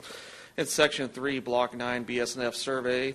In the vicinity of Bell Street and Atterbury Drive, and they are requesting a change in zoning from agricultural district to general retail district. And then this is to rezone a portion of the on the edge of the Pinnacle subdivision for a future mixed-use area that was part of the approved preliminary plan and master plan for the Pinnacle. The developer is now at a point where he's ready to start developing some of those tracts on the periphery of the subdivision, and is the reason for the request. This item was found to conform with the city plan's place type category for the tract and also the complete neighborhood scenario in city plan. We did send notices on this one as required by state law. We did receive one call. Initially, the caller had some concerns about the request. That caller actually on his own reached out to the developer, that is the applicant on this item. And after having a conversation with him and speaking with him again, he did not have any further concerns after speaking to the developer with the request to rezone the GR. So as of this meeting, that was our only comment on this item. And the Planning and Zoning Commission also recommended approval of this item with a 6-0 vote. Thank you, Mr. Kendrick. Do I have any questions from council for Brady? No, sir. Okay, this is a public hearing. We'll go ahead and open a public hearing. Do I have anyone here who would like to speak for or against this item? Okay, we'll close the public hearing and ask council for a motion. I'll make a motion. We accept ordinance 8146. Second. Motion and a second. Any further discussion? All in favor, please say aye. Aye. Any opposed? Motion passes. Item 10C, Brady, is this you or is this Carrie Roberts? So, Ms. Carrie, if you'll come forward, we have a public hearing for a future PID. So thank you, Mayor and Councilman. I am before you today to present our newest and 11th PID, of course with your approval, Estancia. Estancia is located northwest of the city off Tascosa Road. I have driven through the area on different occasions and have witnessed its beauty. I have enjoyed working with and meeting the investors of Estancia and working very closely with them to complete the petition process and present Estancia to you today. With that being said, with your permission, I would like to introduce to you Mr. David Elizalde, one of the investors of Estancia. Thank you. Thank you. Did you say you had the distinguished platinum recording artist Pitbull coming forward? Yes. Or was his name David Elizalde? Mr. Bull, please come forward.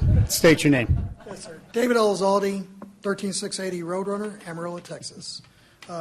Thank you, Mayor Stanley, and thank you, Councilman, for having us have the opportunity to represent Estancia Estates to put it forward for the PID. Could I please have everybody that represents Estancia Estates stand up, please? Perfect. Thank you. Appreciate it. We have a video here, so we'll start in just a second. Thank you for your time as we present the following details regarding our petition requesting the establishment of the PID for Estancia Estates LLC. Thank you, Mr. Elizalde. You got full control. Good afternoon, Not sure if you're Honorable turning Mayor it. Stanley and City Council members. We appreciate your time. My name is Joe Watkins. The Estancia residential and commercial property was restructured, and myself, along with 6 other local investors, purchased the development from Mr. Jim Morgan. This was finalized in February of this year. We want to give special thanks to the City of Amarillo, Carrie Roberts, and Leslie Smith for all the work they did to help us with this PID application. Also, Bill Houday and his staff with Brenda. This is a beautiful piece of property in the northwest corner of Amarillo.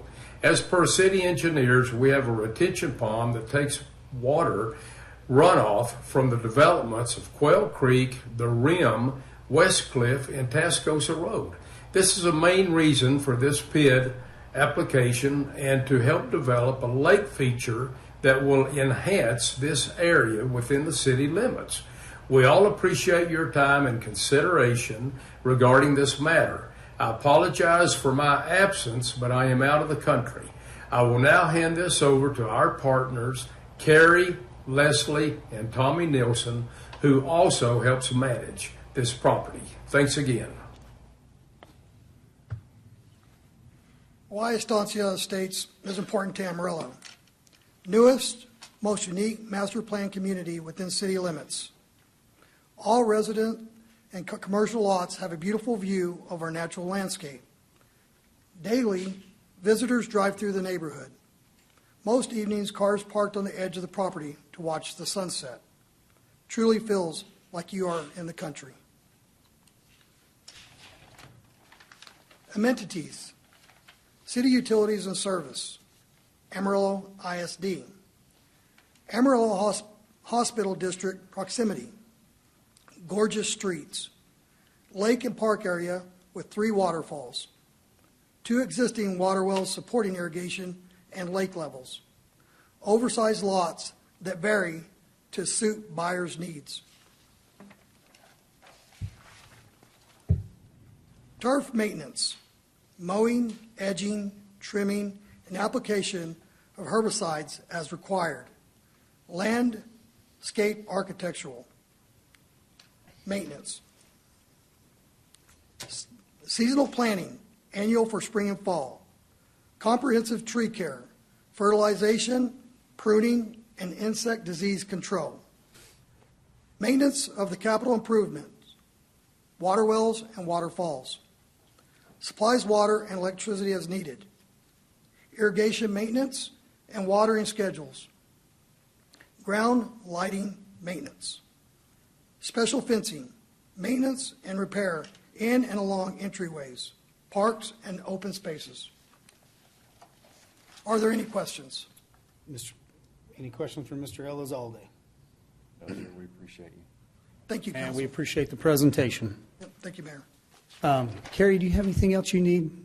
Do we have any questions for Carrie or her, or staff or her team on this one? I think this council sees the benefit of these PIDs and kind of how that works well. And then, golly, I think our staff has done a really good job of fine-tuning the way in which we work with those PIDs and those board members. And so I think we've seen some improvement over the last couple of years and working out the kinks. So we look forward to this. We all know we need housing, and we hope that this will be kind of in that market that everybody's looking for on the north side of town, AISD. So with nothing further, we would open a public hearing here. And I would ask if I have anyone that would like to speak for or against this item. Okay, we'll close the public hearing and would ask council for a motion. I move to adopt resolution number 08-13-24-3 as presented. Second. Okay, I have a motion from place 4, a second from place 1. Any further discussion? All in favor, please say aye. Aye. Any opposed? Motion passes. We will move forward. Thank you, guys. Appreciate it. We'll move forward. Item 10D, we have Mrs. Storrs, I believe, that's going to run this one. Is she here? Oh, I didn't see you sitting there. Proposed tax rate. It's all yours. Okay, thank you, Mayor and Council. I have a brief presentation that I'll go over. This is really the first formal vote in a series of votes that will be conducted over the next couple of months to approve the property tax rate for this upcoming year, along with the budget for this upcoming year. As a reminder, we've gone over a lot of this information during budget review the week of July 30th through August 2nd. And then I had sent an email out late last week kind of explaining that we had a late change from the Texas Comptroller on how we could capture some of the unused increment from last year. So that is a great thing that gives another option for council, and we will discuss that more on August 27th. But first wanted to talk about how state law does have requirements on the maximum amount a local municipality can increase their tax rate to fund their maintenance and operations. Essentially, the government entity is allowed to increase their property tax rate by 3.5% year over year. And if there's anything approved, a rate approved higher than that by the local government, then it requires a mandatory election to adopt a tax rate. And so the voters have to weigh in on that. So the last date to call an election this year, as we mentioned earlier in this council meeting, is August 19th, and it would be on a November election. As previously stated publicly, the council has said that you did not want to look at that option. So we're starting kind of later in the game to go through these approval processes. So at this point, we have to start providing information out to our homeowners so they have an opportunity to understand what could affect their property taxes they have to pay and when they can come forward and speak publicly to this local governing body. So let's talk real briefly about our current year property tax rate versus what is considered the voter approval tax rate, or the maximum tax rate that you all could approve without going to an election in November. So currently our tax rate is set at 39.195 cents. The voter approval tax rate actually has decreased, so the maximum tax rate you all could vote for has actually gone down because appraised values have gone up. So our citizens, whether it's on a residential side or a commercial side, overall, for the most part, saw an increase year over year from 23 to 24 on their appraised values. As a reminder, The city of Amarillo does not have any part in that process for those appraised values. That's done by an independent third party, which is our Potter Randall Appraisal District. So you all control the tax rate for the city's piece of the property tax bill, but you have no say on those assessed values. So as those assessed values went up, it created less of a tax rate that we needed to achieve that 3.5% growth year over year and support all of our outstanding debt that is backed by property taxes. So the voter approval tax rate, and this has been certified by Randall County, who is our tax assessor collector, it is set for 2024 at 38.723 cents. And so again, this is the state maximum rate. We do have information posted on the city's website related to this at amarillo.gov, and there will be more information coming out over the next couple of weeks as we post information for public hearings. So what this means to our property taxpayers. As a reminder, again, we're only a portion of the property tax bill, so that's the only part that we're talking about right now. So if somehow somebody's value on their home was $100,000 last year and $100,000 this year, it would pretty much stay the same year over year because the tax rate actually went down just slightly. But on average, people saw a growth in that appraised value. So even though our rate would need to decrease, that would be about a $5 per month increase to an average homeowner in the city of Amarillo. And again, that's because that appraised value went up year over year. So then what we need today is for council to vote on basically a not to exceed the highest tax rate that we can consider over the next few weeks before the final adoption in September. What staff would recommend is approving that voter approval tax rate, which is that 38.723 cents, and then council can approve that as the final tax rate or something lower than that. So that would give y'all some flexibility, and we'll talk more about what that translates to on August 27th when we wrap up our budget review.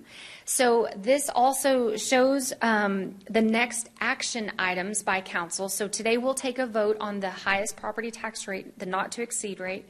Then on September 10th, we'll come back at 3 p.m. at City Hall, and we'll do the first reading on the vote for the tax rate. And then on September 17th at 3 p.m., we'll conduct a public hearing, and that's when citizens can come out and voice their opinions related to the tax rate. And we'll do the second and final reading for the vote. And then we will ratify the tax rate. And at those same meetings, we'll be voting on the budget as well. So questions that I could answer for City Council related to this? Questions, Council? Man, we're looking forward to budget. We've got a lot of work done on it already. We're excited for the stuff that we're able to implement, and then I'm encouraged by what we're seeing on the budget. And so we're expecting good things coming back from you guys. So the 27th, is that right? Yes, August 27th. Did we call that at 11? Is that right? That's the plan. We will post that agenda the Friday before, and so the plan right now is 11 a.m. So we'll have a working session in front of and instead of an exec, and then we'll have our regular Tuesday council meeting. So, well, with no questions on that, council, I think we can move forward. Can I get a motion on item 10D? I move to approve the tax rate at 0.38723, not to exceed. Second. It's a good motion. All in favor, please say aye. Aye. Any opposed? Motion passes. On to item 10E. Okay, we do have our consultants and city secretary here. So do we have a presentation, or how are we doing this? We don't have a presentation. We do have Dennis Hawkins on the line with us. And Dennis, can you hear us? Are you with us? Yes, I can hear you. Okay, council, you've got your papers here in front of you, if you want to get them out and look at them. And there is a draft for just easy viewing that has a orange highlight at the top of it. This is Ordinance 8144. Council, I will ask you guys, since we have Dennis on the line here, does council have any questions on any of the proposed amendments to the charter that require our consultants' input?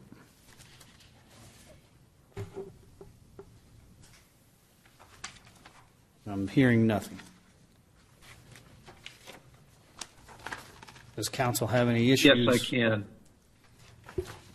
Okay, good deal, Dennis. We appreciate you being on with us. Does council have any concerns with any of the items as they were amended? We've discussed these before. We required a few things to be moved around, modified. Do you have anything that you would like to discuss, council? Mayor, I do. I'd like to kind of address, I guess, the proposition that adds 2 council members to the council, going from 4 members to 6 members. And there's a couple of things that I would just like to kind of run through, and I don't know whether our city attorney can maybe kind of run this through this, but because I had gotten some information, I don't know if everyone got it, from Mr. Hyde about this issue, and as it relates to the, and we've gotten some feedback from legal counsel, including Mr. Hyde, McCamey, that says we are no more at risk losing a lawsuit that could be brought against us for single-member districts by adding 2 more. But a couple of questions I want to kind of ask, and maybe Brian can go through this. As there's a legal case called Gingles, and it relates all the way back to 1986. But it has 3 different types of tests that have to be met in order, for a plaintiff to be able to be successful in filing suit to perhaps force a community, a city, to go to single-member districts. Brian, I don't know if you're kind of prepared to kind of go over those and kind of what that 3-prong test is. Yes, sir, I can do that. Stephanie, do you have a slide for me? If you could drive, appreciate that.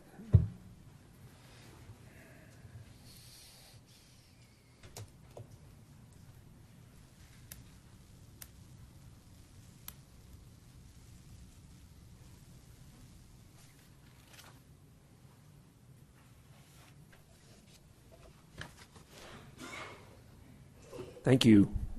Yes, this is the slide that basically lays out the Gingles test, a Supreme Court case that discussed vote dilution under Section 2 of the Voting Rights Act.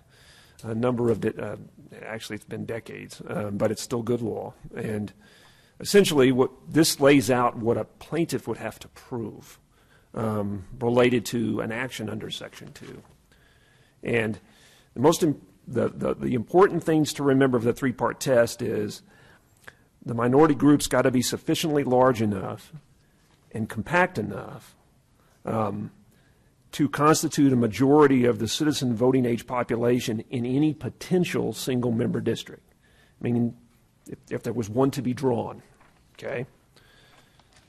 That group has to be politically cohesive, meaning they have to vote the same way, okay? And there has to be a white majority vote that blocks basically the ability for that minority to have a voice in the election process. That's the 3-step test to just get you halfway there, if that makes sense. And so the issue typically is in these situations is being able to draw usually a demographer or an outside firm can do the study and analysis for you, but the difficulty is being able to draw the district so that it is compact enough and geographically distinct enough and politically cohesive enough to actually become a single-member district. In the past, that has been a problem related to someone trying to prove that in the city of Amarillo. A number of years ago, we had a challenge, and there was no way to draw a district. And so in that scenario, this has been tested in Amarillo, but it was tested several decades ago with 2000 census data. So the data is a little old. But remember, it's not just growth of minority population. It's where is the growth, and is that particular minority group politically cohesive enough to establish what a plaintiff would have to prove for single-member district. If all three of these are met, then the next slide.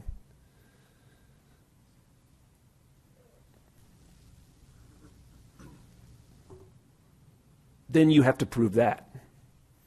The plaintiff satisfies all three parts of the threshold test, then the court must examine the totality of the circumstances.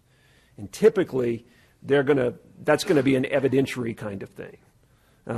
Here, you have all at large. Everybody is elected at large. And what the charter committee recommended, and what has been, and today may be adopted by council, is just adding two more at large persons for the council. That's essentially what you end up doing. And so I think that hopefully that gives you kind of the layout of what Section 2 of the Voting Rights Act is about. And then I'll try to answer any questions you have related to it. So, but I guess in this, as I understand it, what the courts look at, or when you're redrawing it, is basically looking for minority-majority districts. That is, like here, it says when there's a group of a minority group that lives in the same area to be able to form a district, that's called a minority-majority district. Yes. And that if someone files suit at you or at the city, and then the courts determine, wait a minute, you've reorganized, or you've redone, or you've added members, but now the population is such that you could have, somebody would have to do the demographics and research on that, but then that could meet, I guess, part one of this test of, that they are close enough. So I guess my question is, do we have any, or when was the last time any kind of demographic study was done on this? Because to me, when you just kind of look at the possibilities of this happening, by going from 4 to 6, you're just, and unless I'm missing something, you're just lessening the amount of that it would take to fill a minority-majority district, because you're going from 4 to 6. So it would take a lesser population to do that, which, in my mind, unless I'm missing something, does make it more likely. I mean, we'd have to have the facts and information, but it does make it more likely than we are right now that by dividing it by 6 instead of 4, you could have a majority-minority district. That is possible. You would have to see how growth has occurred over the last 2 censuses. Right. So in other words, if the growth was throughout the city, then you will still have the same problem. But if it was in one distinct district, and that, like I said, and the district meets all the other criteria, then it is possible. Mm-hmm. Well, I'm just kind of going through these things to try to figure, okay, do we know for certain we don't meet number 1? I mean, because you got to go through this 3-pronged test. So my question is, do we know for certain where the population is that we would or would not meet number 1? No. Number 2 would be, and I don't know, how do you measure politically cohesive? What is the metric that's determined by that? Typically what will happen is you'll have someone analyze that, usually an outside firm, to try to establish how minority groups are voting in various elections. And so that's kind of where you'll get some of that data, I think, that you're looking for. Okay. And then the third, I guess this kind of goes back to what you would look at in number 1, which is the white majority votes sufficiently serve as a block, enabling that somebody would have to study and look at that. That is correct. But I guess where I am on this, and after looking at this, and to me, and single-member districts, and I think that's why, people, I think, are familiar with those. They know what they are. But I don't think government gets better with single-member districts. And not that we're voting on single-member districts, but for me, if this even slightly opens the door to it, it's a concern. And it's not that I'm against adding 2 more members, but I guess at the point I'm at, I'd like to know how can we get more information on this to determine if we would be at risk at being able to do that or not any risk to be able to do that. I think the single-member districts, give you, I think, less representation than more. Depending on if we kept 5 or even if you had 7, you've got 5 people to complain to. Depending on if you have the mayor and 1 in your district, you only have 2 people to complain to. And I agree. I think spending goes up with single-member districts or districts. You can just look at Washington, D.C. to see that.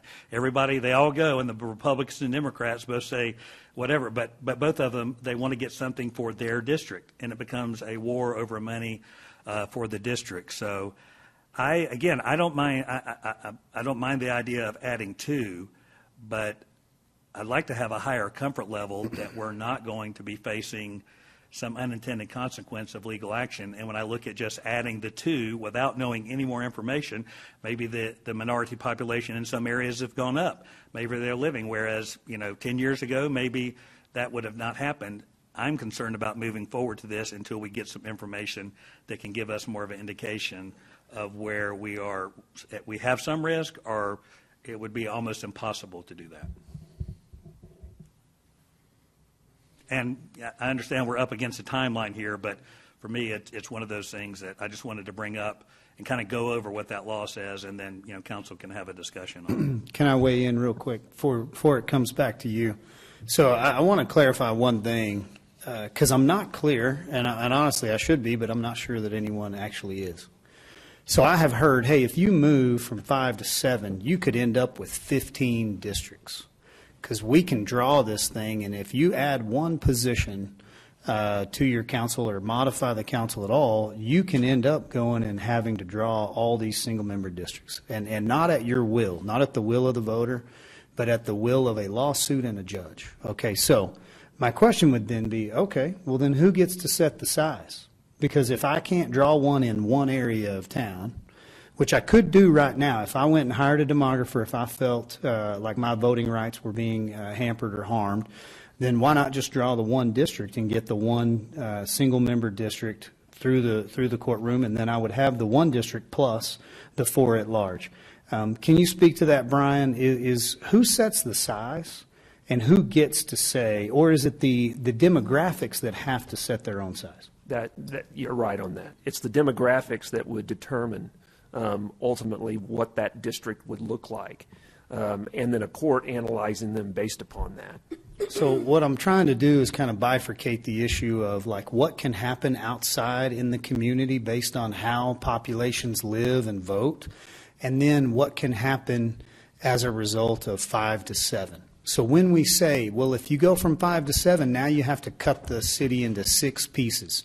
Or 7, depending on, I guess the mayor's always at large, so you'd have 6 quadrants instead of 4, or 6 sections instead of 4. That's not true in that scenario, because all I have to do is create 1. That is right. In other words, 1 might be enough, so maybe 2. If we were saying, hey, I'm concerned that single-member districts could become a thing here, and it's not the best governance for our local region, then we would be concerned with the 1. And if you can create 1, then you could create 4 or 5. But you could attempt to go and create 15 right now. You've got to get it through that process. And you may be right, Councilman Simpson. You have a greater likelihood of creating 15 smaller segments than you do creating 4, right? Because the square miles are larger. The geographic area is larger. So the more districts you could create, the more likelihood that you could encapsulate a voting part of the public that shares the same ethnicity. Okay, but that rule is established in a courtroom, not by moving from 5 to 7. So we as council need to stand firm on knowing we are not putting our city or our governance in any jeopardy by asking you, the voter, to vote for 2 additional representatives. You said you wanted small government. The absolute best Facebook post that I've seen, and I'll apologize in advance for bringing it up, even though I'm not going to say your name. This guy says he's small government. Here he's trying to grow the government. Like, yeah, more representation does not grow your government. Like us representing you, that's more advocates when you're standing in the last line of defense between bureaucracy, and I'm not speaking against staff, I'm just saying the nature of the beast is the nature of the beast. The way we fix our problems is more money. Get more of us out there, we'll go do more work. And it's very tempting, being on this side of the dais, it's hard to pull back from that. But bigger government is more bureaucrats, not more representatives. And so 5 to 7 is a good move, and here's why. It in no way jeopardizes any local government from having to become a single-member district. And anybody that wants to hire a demographer and go out there and draw up 15 different districts right now could take it through the courtroom and attempt to do this. And am I saying anything incorrect in there is no set of size? You know, I'm not setting the size of the district based on the quantity of representatives. And that is a huge fallacy if you guys think that. If you think, hey, you're adjusting the size by the number of at-large council. In no way, shape, or form are we adjusting the size. And I want to prove it with one other thing.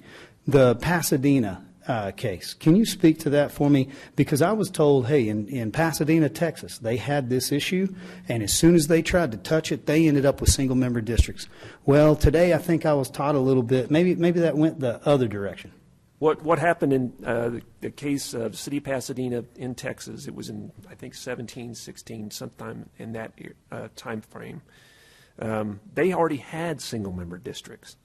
And what happened in that particular scenario was a proposal was there were several proposals, but the proposal that basically was voted on was to change one of those minority districts to an at-large district, in what they call a hybrid, which limited one of the minority districts. Instead of 4, they only had 3. And there was some other evidence in that case. There was a lot of evidence that suggested that it was done to basically disenfranchise minority voters. Even in the timing of the particular approach that they made was quite I thought was remarkable, in that the Shelby case that you know about that changed the pre-clearance rules and said, you don't have to do pre-clearance anymore. The Voting Rights Act is still alive and well. There's just no pre-clearance anymore. Just days after that occurred, the city of Pasadena put that proposal through, knowing that pre-clearance would not be a hurdle anymore. Mm-hmm. And so there were a lot of those kinds of things, too, in the city of Pasadena case, in which the court ultimately said, no, you can't do that. Would you explain or define pre-clearance real quick? Yes. Essentially, before the Supreme Court ruled in Shelby County, the Voting Rights Act required that any time you were going to redraw a district, that district had to be cleared by the feds, basically. They would look at it to make sure that it hadn't been gerrymandered or something like that, so that it was still effectuating that the voting rights intent, if that makes sense. After Shelby County, the court found that particular provision of the Voting Rights Act unconstitutional and unenforceable. And so it removed that for the various states in which it applied to. But it still said the Voting Rights Act still applies, in that if you meet this test, the test that we just laid out, that is still a violation. And because of that, the court can get involved and redraw a district or draw a potential district if the test can be met. So very, very clear. So the size of your council and adding 2 at-large council members in no way redraws a district, because we don't have any districts here. We have city limits. And so we're all within the city limits. That is the district you're in. And so to say, well, if you add 2 additional council members, you could get yourself into a lawsuit where you now could be redistricted. No, you'd have to be single-member districted by proving it through a demographer. And so Pasadena, that court case, was brought to me in, this previous week in the way of, this is an example of how this can go wrong. No, that's a great example of having single-member districts and trying to go to an at-large hybrid system. And we could, and I agree with those that say, hey, if you try this, you could get us hung up. If I was trying to propose a single-member district, if I said, hey, I want 4 single-member districts with 3 at large and that hybrid system, I agree with you. Then we could be in the issue of, okay, we can draw these other districts and we could show this minority issue.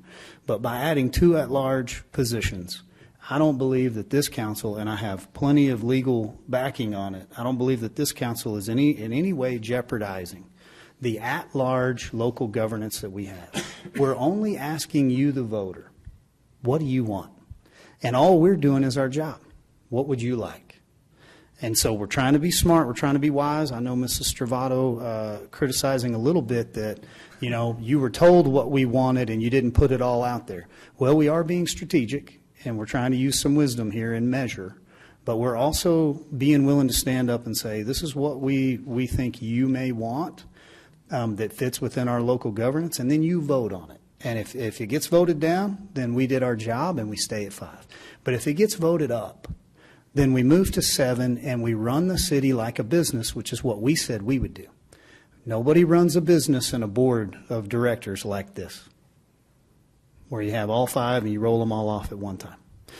Councilman Simpson, I feel like you may have something else you wanted to add. I do, Mayor, and I appreciate your comments as well. But to me, and of course, it's our job to look into these issues more, and we've thought of it, and so we have some things that the committee came back. We said, not right now.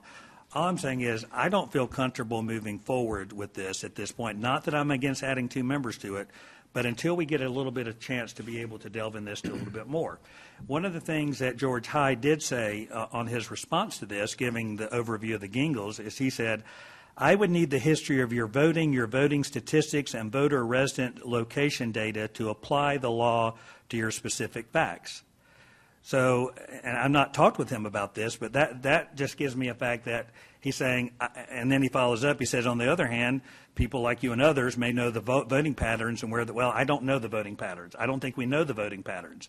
So for me, if there's only if you can come and say, of course, you never get this from a lawyer, but if somebody can come and say there's less than 1% chance that you would get sued on this and lose, maybe that would raise the comfort level. But right now, I don't think we have the demographics and information to be able to do that. And I'd like for us to perhaps place a pause on this to be able to get that information. And here's why. I mean, and this is just an example, and I know it was just, it was mentioned, but this is what happens when you get into single-member districts, and why you do not need to let anything happen to ever open the door on this, because it's more spending, it's more government, it's not less government, because then everybody's out for themselves, not thinking about the community. Lubbock's looking at a $110 million bond issue for their roads. Their roads, everybody says Lubbock's roads better. Well, apparently they need work too. So they're trying to come up with this. And this is what happens when you try to get people who are only representing districts and not the entire community together. The $110 million, and one of the council members, Mayor Pro Tem Christy Martina Garcia, says, just like the last bond issue in 2022, I was not happy. I'm not going to lie and say I'm happy. I feel like District 1 is still not getting enough. And they go on and talk about this. Then they say the street bonds, need to go back to the committee because all the money is going to these districts. Well, there may be times where more areas of town need to get more investment than others. But when you get into that, then everybody's got to, well, what do we have to do to make you happy? Well, if you give me this, I'll give you that.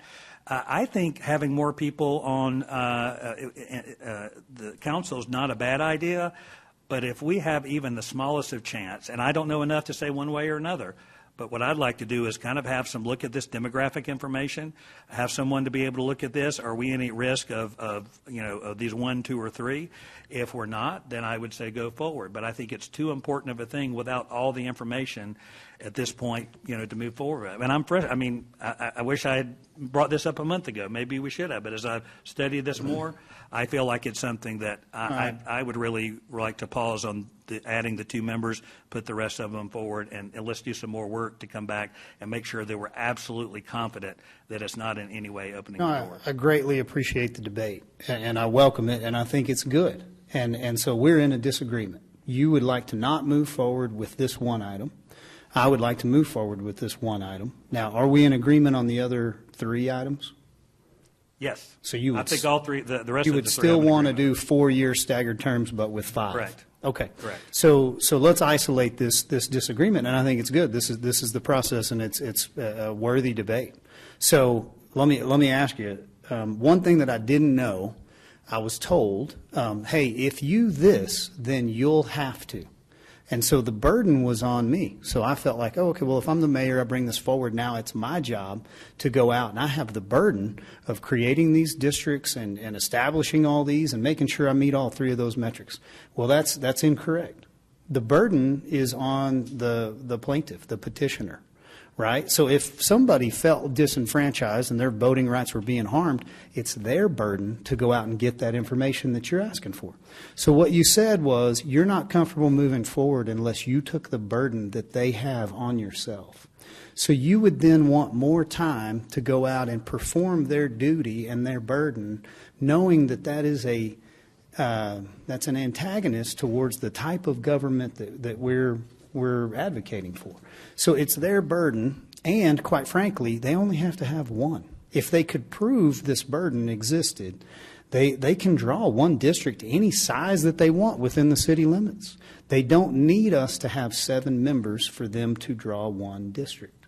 Now, Mr. City Attorney, anything incorrect in the way in which I just referenced the one single member size that they could attempt? No. Okay, I love that answer. Thank you. Who's they? They would be the person and the petitioner, the plaintiff, the ones that would be disenfranchised. They would carry this burden. The group of people that say we are the ones that need this district in order to have proper representation. So you are 5 white males and we're not being heard, and we are 5 non-white, non-males, whatever the issue would be, whatever ethnicity you would have. So does that not constitute like where you're at on, like, do you think there's another they? No, I was just one clarification of who they. So, Les, I'd like to go back though. You're saying pause. With what that would mean would be like, let's not vote on it. What I would say is don't pause, vote on it. In the way, and like, I respect your vote. If you're not in favor of it, you vote against it. But I wouldn't respect the pause until we go and take that burden on ourselves to then verify that there's 0 risk in this, because that is not our job. Well, I think it is our job, and I think it's our job to be on the lookout for the citizens in the community and look at these things in depth. I'm not saying that we don't need to look at it, but I would just like to have some time to be able to explore it and look at it. And because the other thing is, listen, I mean, we've made some judgments on not putting other things on for the ballot, and we did them for whatever reason it may be. I mean, we didn't, Tom wanted to put everything on the ballot, I mean, so we kind of made some judgments on being able to do that. I'm just saying I'd want to get more information on this to make sure. I think we think that we're not at any more risk, but do we know that we're not at any more risk? And I don't feel like I know it. I think the odds would be difficult, but I'd rather pause and spend some time looking at this. I'll let you guys jump in. I just want to make one comment in a little bit of kind of the back and forth. I don't know, but I'm guessing, because I have yet to hire much here that didn't cost $100,000. So a demographer to go and study this could cost $100,000 and take 6 months. And so I want to put in context just a little bit of what you're asking. It's different saying don't touch it, it ain't broke, don't fix it, I like it the way it is, versus no, I want to touch it, but I'd like to go spend $100,000 and wait 6 months before I do it, just to have that due diligence. So you have a level of risk here that you're uncomfortable with, and I understand that. Well, I mean, I don't know. It could cost $20,000. It could cost $200,000. I don't know how much it costs. I mean, is it something that's worth an investment to do? Okay. Yes, sir. No, I mean, I guess what I hear, Les, what you're saying is, what the most you're concerned about is the unintended consequences. Like on paper, it looks good to expand the council to 7, more representation, all the things. But what you're concerned with is the possible unintended consequences of we could be forced, and you would like a comfort level to say, hey, I need to know that door's shut pretty tight before we move forward. Is that fair? Correct. And you know, at one point, I probably had a pretty good comfort level on that. But again, when Mr. Hyde comes back and says, I need to kind of see your demographic information. Yeah. That's just what kind of, and as I thought about that more, and again, when you just look at the math, and I'm not saying maybe there's no risk to it at all, but I think when you're looking at just by adding 2 more seats on there, to me, it just seems it does does it increase it that much? I don't know, but that's what I'm looking for. And I would say, to make a statement that, because again, lots of emails and that type deal, is we've got, you made this point, is we've got to do what's best for the city, period. We're making a decision for the city. It doesn't mean we're for or against any of these proposed changes. As citizens, we are, right? We all 5 of us have an opinion on whether we feel like this is good or bad. But we're in a unique situation of we've got to sit up here and make a decision based on what's best for the city, to listen to the voter, to say, hey, let's put this before the voter, and let them decide. However, we're held at a little bit higher level because you elected us to say, you know what, do your research before you put it out there. Because I love everybody in this room because you pay attention. You're probably more well educated on these topics than most. And that's the scary thing of throwing something out there to the voter that they don't quite understand, whether it's the Sanctuary Cities Ordinance, which we had a discussion about, or even these, of what it really means. So I respect Les for saying, hey, we owe a greater duty to make sure that we're not exposing the city to something that I think we all agree on, that single member districts are not good for the city. I mean, it's not good in several cities that we can look at and say, wow, there's a lot of infighting and a lot of division and fight over money. It's not good. And if that leaves the door open, then that is our job to say, hey, we've got to protect our city and make sure we don't go there. And again, whether we're for or against any of these, we don't get to campaign on that. And nor will you hear us say that we are for or against one of these amendments. But, to just put it out there, I mean, again, we're trying to make the best decision, but also listen to the voter and the people that put us up here to say, hey, we want their voice to be heard. We want that, but we got to be careful that we're not opening the door to something else. So I respect all the discussion. I did talk to Mr. Hyde about this, and he said to me, I'm in no more danger of creating single-member districts by going to 7. He said it could happen today with 5. Because all it takes is somebody to come in and say they want to look at it. This happened to the city in 2005. We were sued, and at the end of the day, they came at us 30 times with different districts redrawn. They could never make it work. So, and that was with just 4. So, I mean, with 6, it does create a bigger deal, but we could be held to that standard today. So, that's all.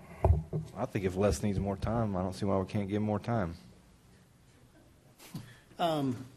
I appreciate that, and I do like, and I mean, there's times. The problem is Les waited to the last minute to bring this up because he got more information. So no, let's go back and recap here real quick. So you would be able to put any of the charter amendments up together in May, and then you can communicate to your voter, hey, Today, we're asking you to get out and vote in May, and you're selecting amongst 5 positions.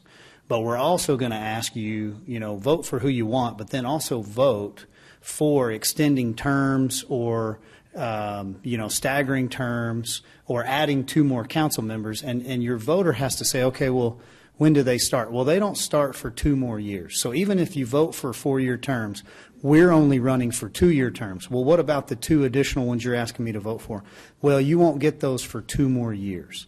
So, or 12 months, maybe, if we could work it in. I doubt it. I think 4-year staggered term, the way you'd go. But so the timing that we have here in front of us, and we knew this when we said, hey, let's touch the charter.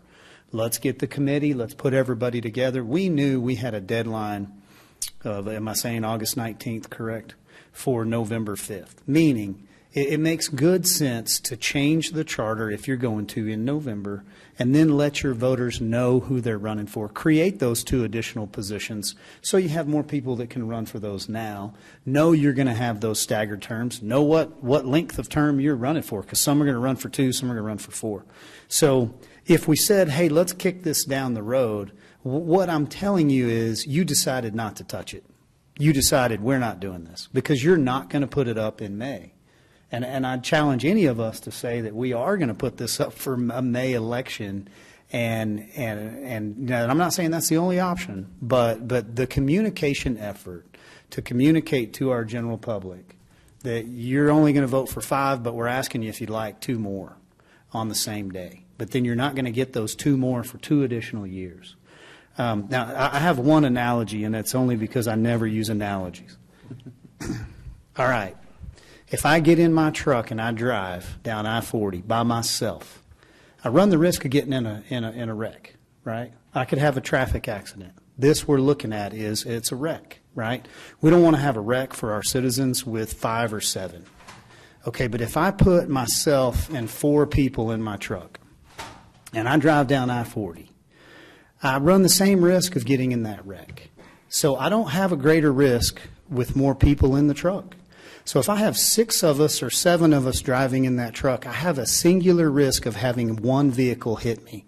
So realize once again what I'm saying, and if I'm wrong, please prove me wrong. You can create a single-member district, one district at any time if you hire the demographer and you go out and you can show that these metrics have been met. Nothing is preventing you from trying this, and it was tried before, and they came however many different ways, and it was unsuccessful. So whether there's 1 person in the truck or 7 of us in the truck, the risk is the same. And that's what I'm asking you to consider. You are not putting your public at a greater level of risk, any more so than you driving down I-40 with yourself or with somebody. Yeah. Well, Participants are waiting in the lobby. To admit all participants in the lobby, press *2-1. I wasn't saying delay till May. I think that the election needs to be in November, so I was never thinking about. Okay. Well, I apologize then. I was assuming that. So what were you proposing? Well, I'm just telling you from the viewpoint I'm at. The 3 I'm fine with. It's the 4th one that I do have some concern about. Oh, okay. So what you are actually proposing is on this item, let's remove this item, and you're thinking move forward with the other 3 still in November.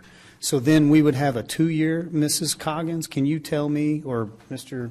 Attorney, is it 2 years before you could propose anything else, much like our... If something passes, yes. Much like our residence requirement, geographic requirement, we're saying move forward now. Still makes sense to put this to the voter here and now.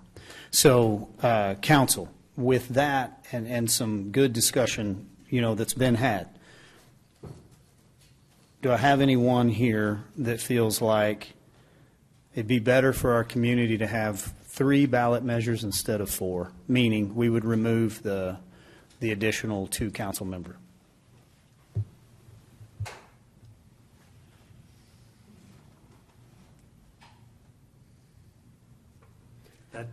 In case you didn't know, that's where I am. I know that's where you are. All I'm doing is just, you could make a motion or someone else could make a motion. I'm just giving us as a good, healthy council an opportunity to try to work through it together. So I think if that's where you are, Les, what I want to consider is the way in which I could require your vote. So I could require your vote if a motion is made that all 4 end up on the ballot. And you're forced to vote against 3 that you actually agree with.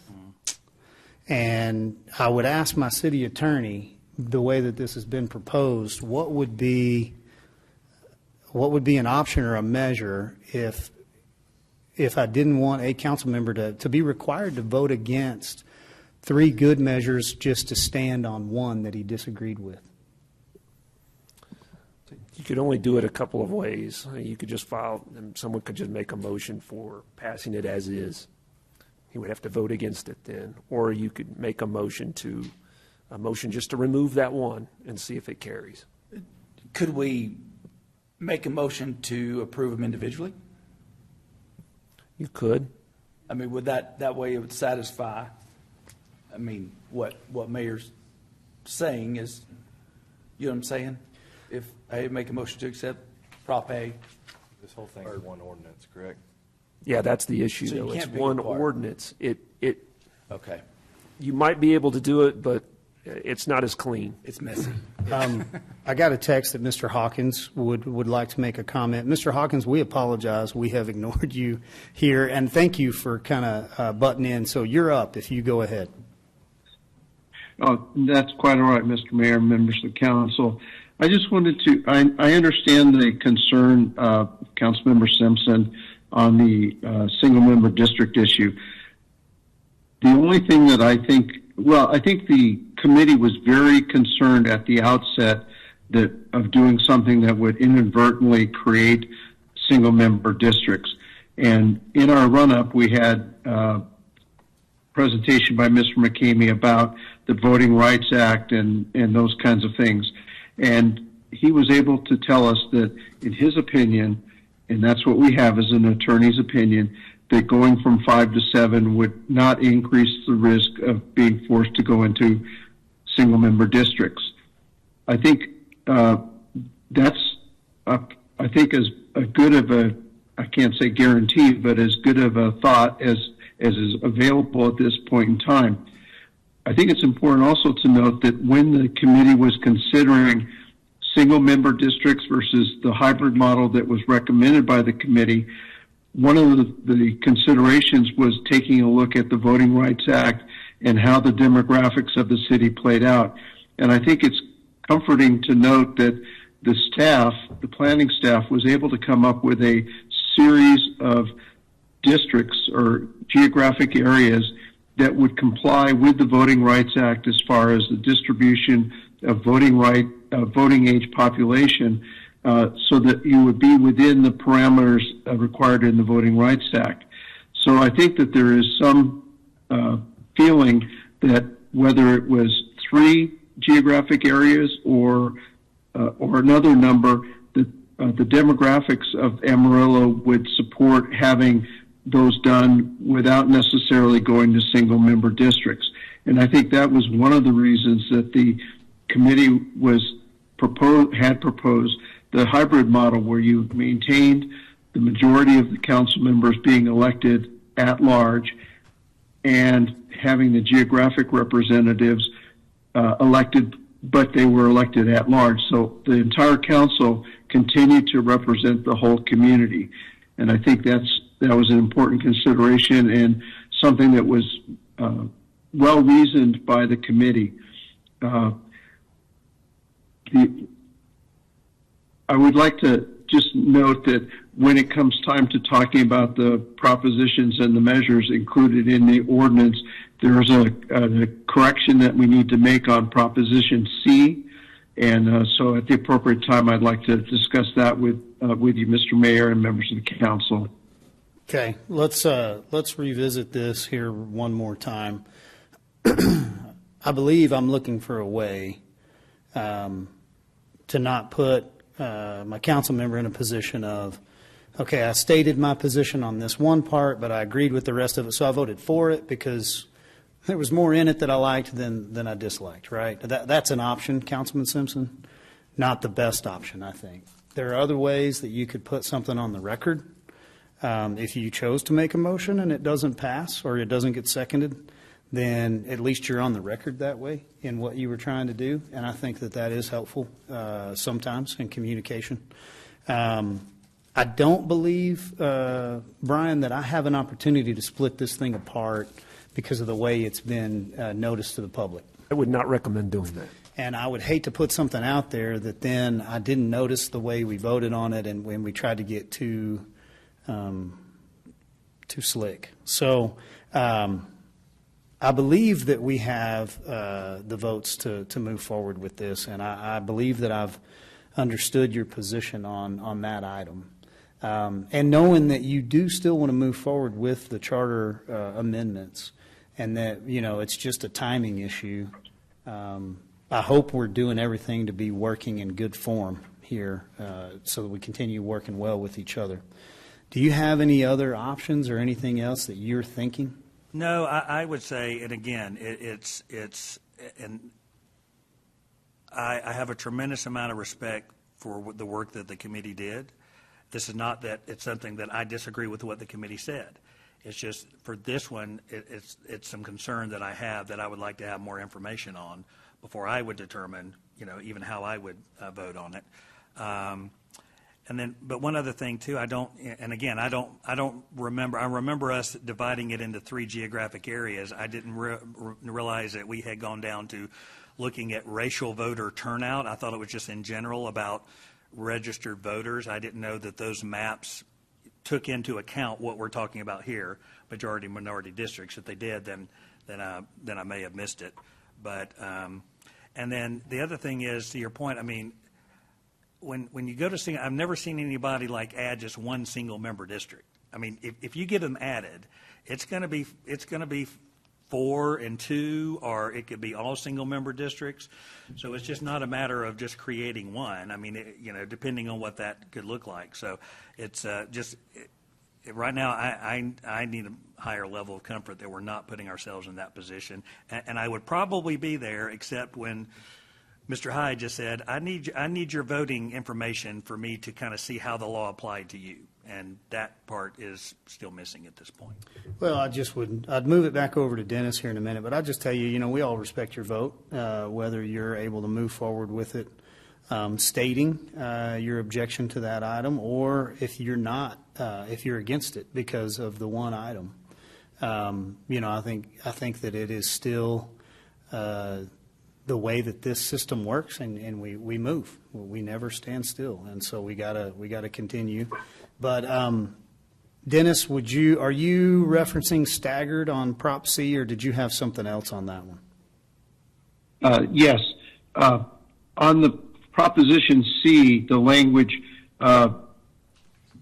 includes the section about the municipal election being held in May 2025 with the terms staggered established by ordinance. But if you look at the ordinance on page 3, the section 3.2, the measure itself does not include that language. And so what I would ask is that the language on page 3, section 3.2 be expanded, where after the phrase elected for a term of 4 years, insert the phrase that's in the proposition, effective with the next regularly scheduled municipal election to be held in May 2025, terms staggered as established by ordinance, so that the proposition and the measure would be similarly worded. Okay. Dennis, I appreciate that. I know we had covered that, Brian, already with both attorneys, and we felt like the measure would not be the reliant, because we would have an ordinance that council would then need to put forward that would put this into action. That is correct. Anytime you pass a charter after the election, you do an enabling ordinance, and that ordinance could stagger the terms based on what this council decides. So, Dennis, I hear your caution in that of, go ahead and add it. Brian, do you see some wisdom in adding that language, or do you feel like it causes any issue? I don't think it causes any issue, but you can add it. It's not going to cause any issue. The proposition's got the language in it that you need. Okay. So if I flip that back around, you're comfortable as stated if we move forward on it? We wouldn't have any Absolutely. any What problem? Dennis adds is fine because the measure tracks the proposition then, and that's fine. Okay. Council, questions on that? Or leaving it is fine, is what you're saying as well, because we'll come back and do an ordinance. Is that what you're saying? You'll have to, yes. Yeah. Yes, if you're going to stagger. The problem is the measure doesn't mention it. And so I do think it would be good to match them up. Okay. So we'll err on that side and be a little more cautious and put the additional wording in there. Council, we walked this one all the way around. I know we may have a few other options here. Councilman Simpson, do you have anything you'd like to move on? Yes, sir. I will move that we place Proposition C, D, and E on the ballot in November with the changes that were just mentioned. We have a motion for those striking measure and Prop B. Do I have a second? Yeah, I'll second that. It's help. It needs time. Okay. Do I have any further discussion? When's the deadline for this one? Same date as Sanctuary City? 19th. August 19th. Yeah. So you would move with 4-year staggered terms, recall, the additional, what else do I have here? The extended terms with 5 places, staggered, the recall, and then what is the other one? Vacancy. Resigning office. It's the vacancy. Vacancy. Couldn't think of the term. Les, do you think you could get the information that you wanted before the 19th? I don't think so. I mean, I think it's going to require a little bit of due diligence. So, yeah. Unless somebody else knows something that I'm not aware of, but I think it would take a little while to look at voting patterns and political cohesiveness and all those things that are mentioned in the law.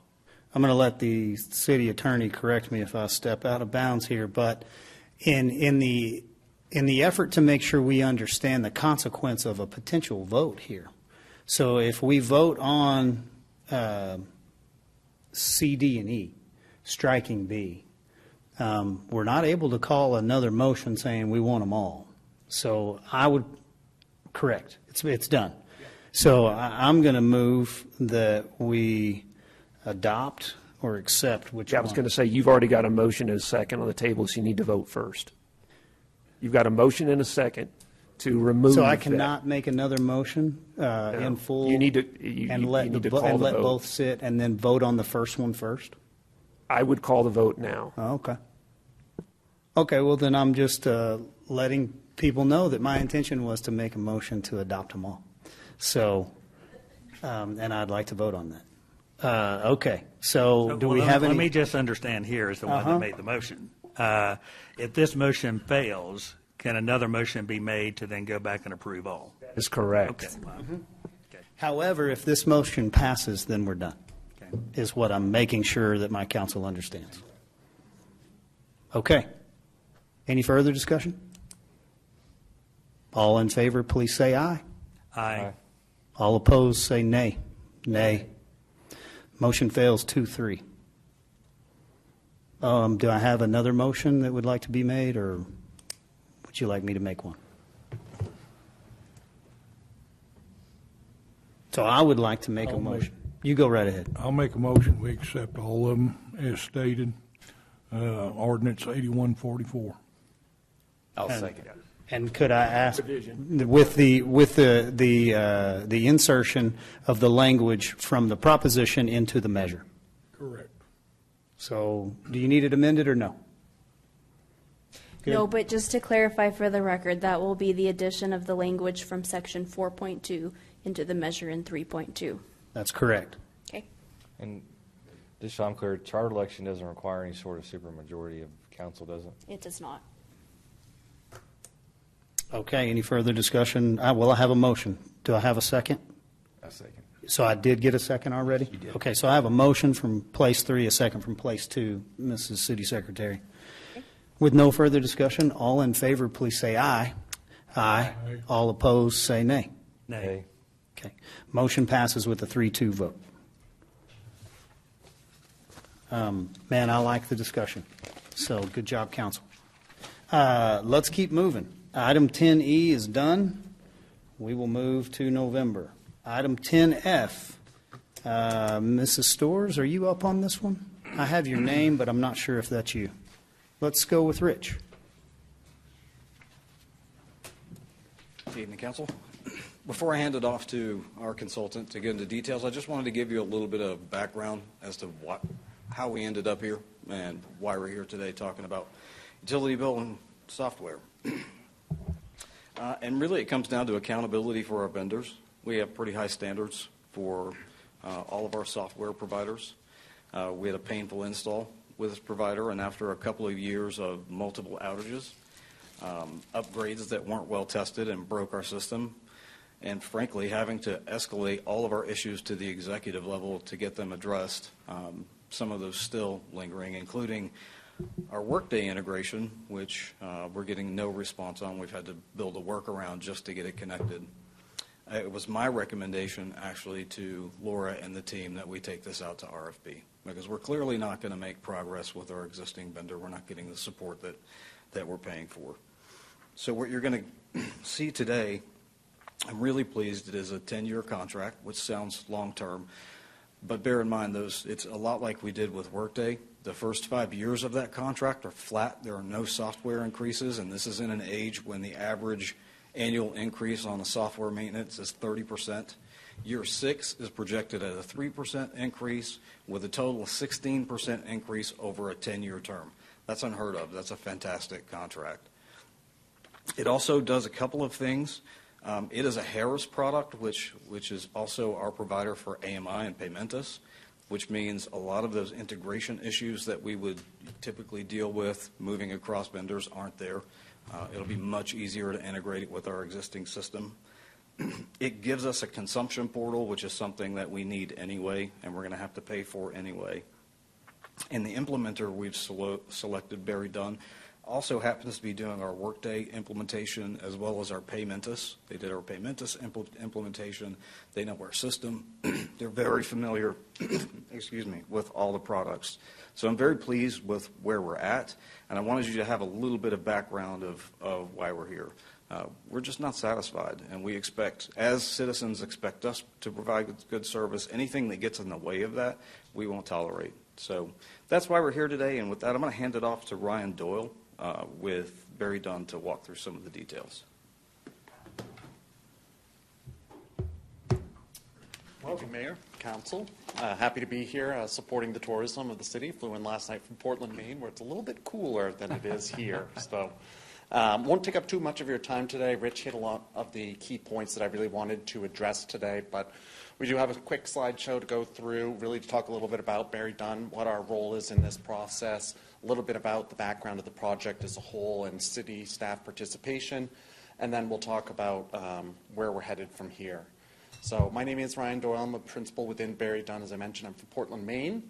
Second time here presenting to you all. Had the privilege of doing so for the Workday contract, so excited to be back here again. Our firm has been working with the city since the fall of 2021, assessing your software needs and helping to implement new and improved processes and software both.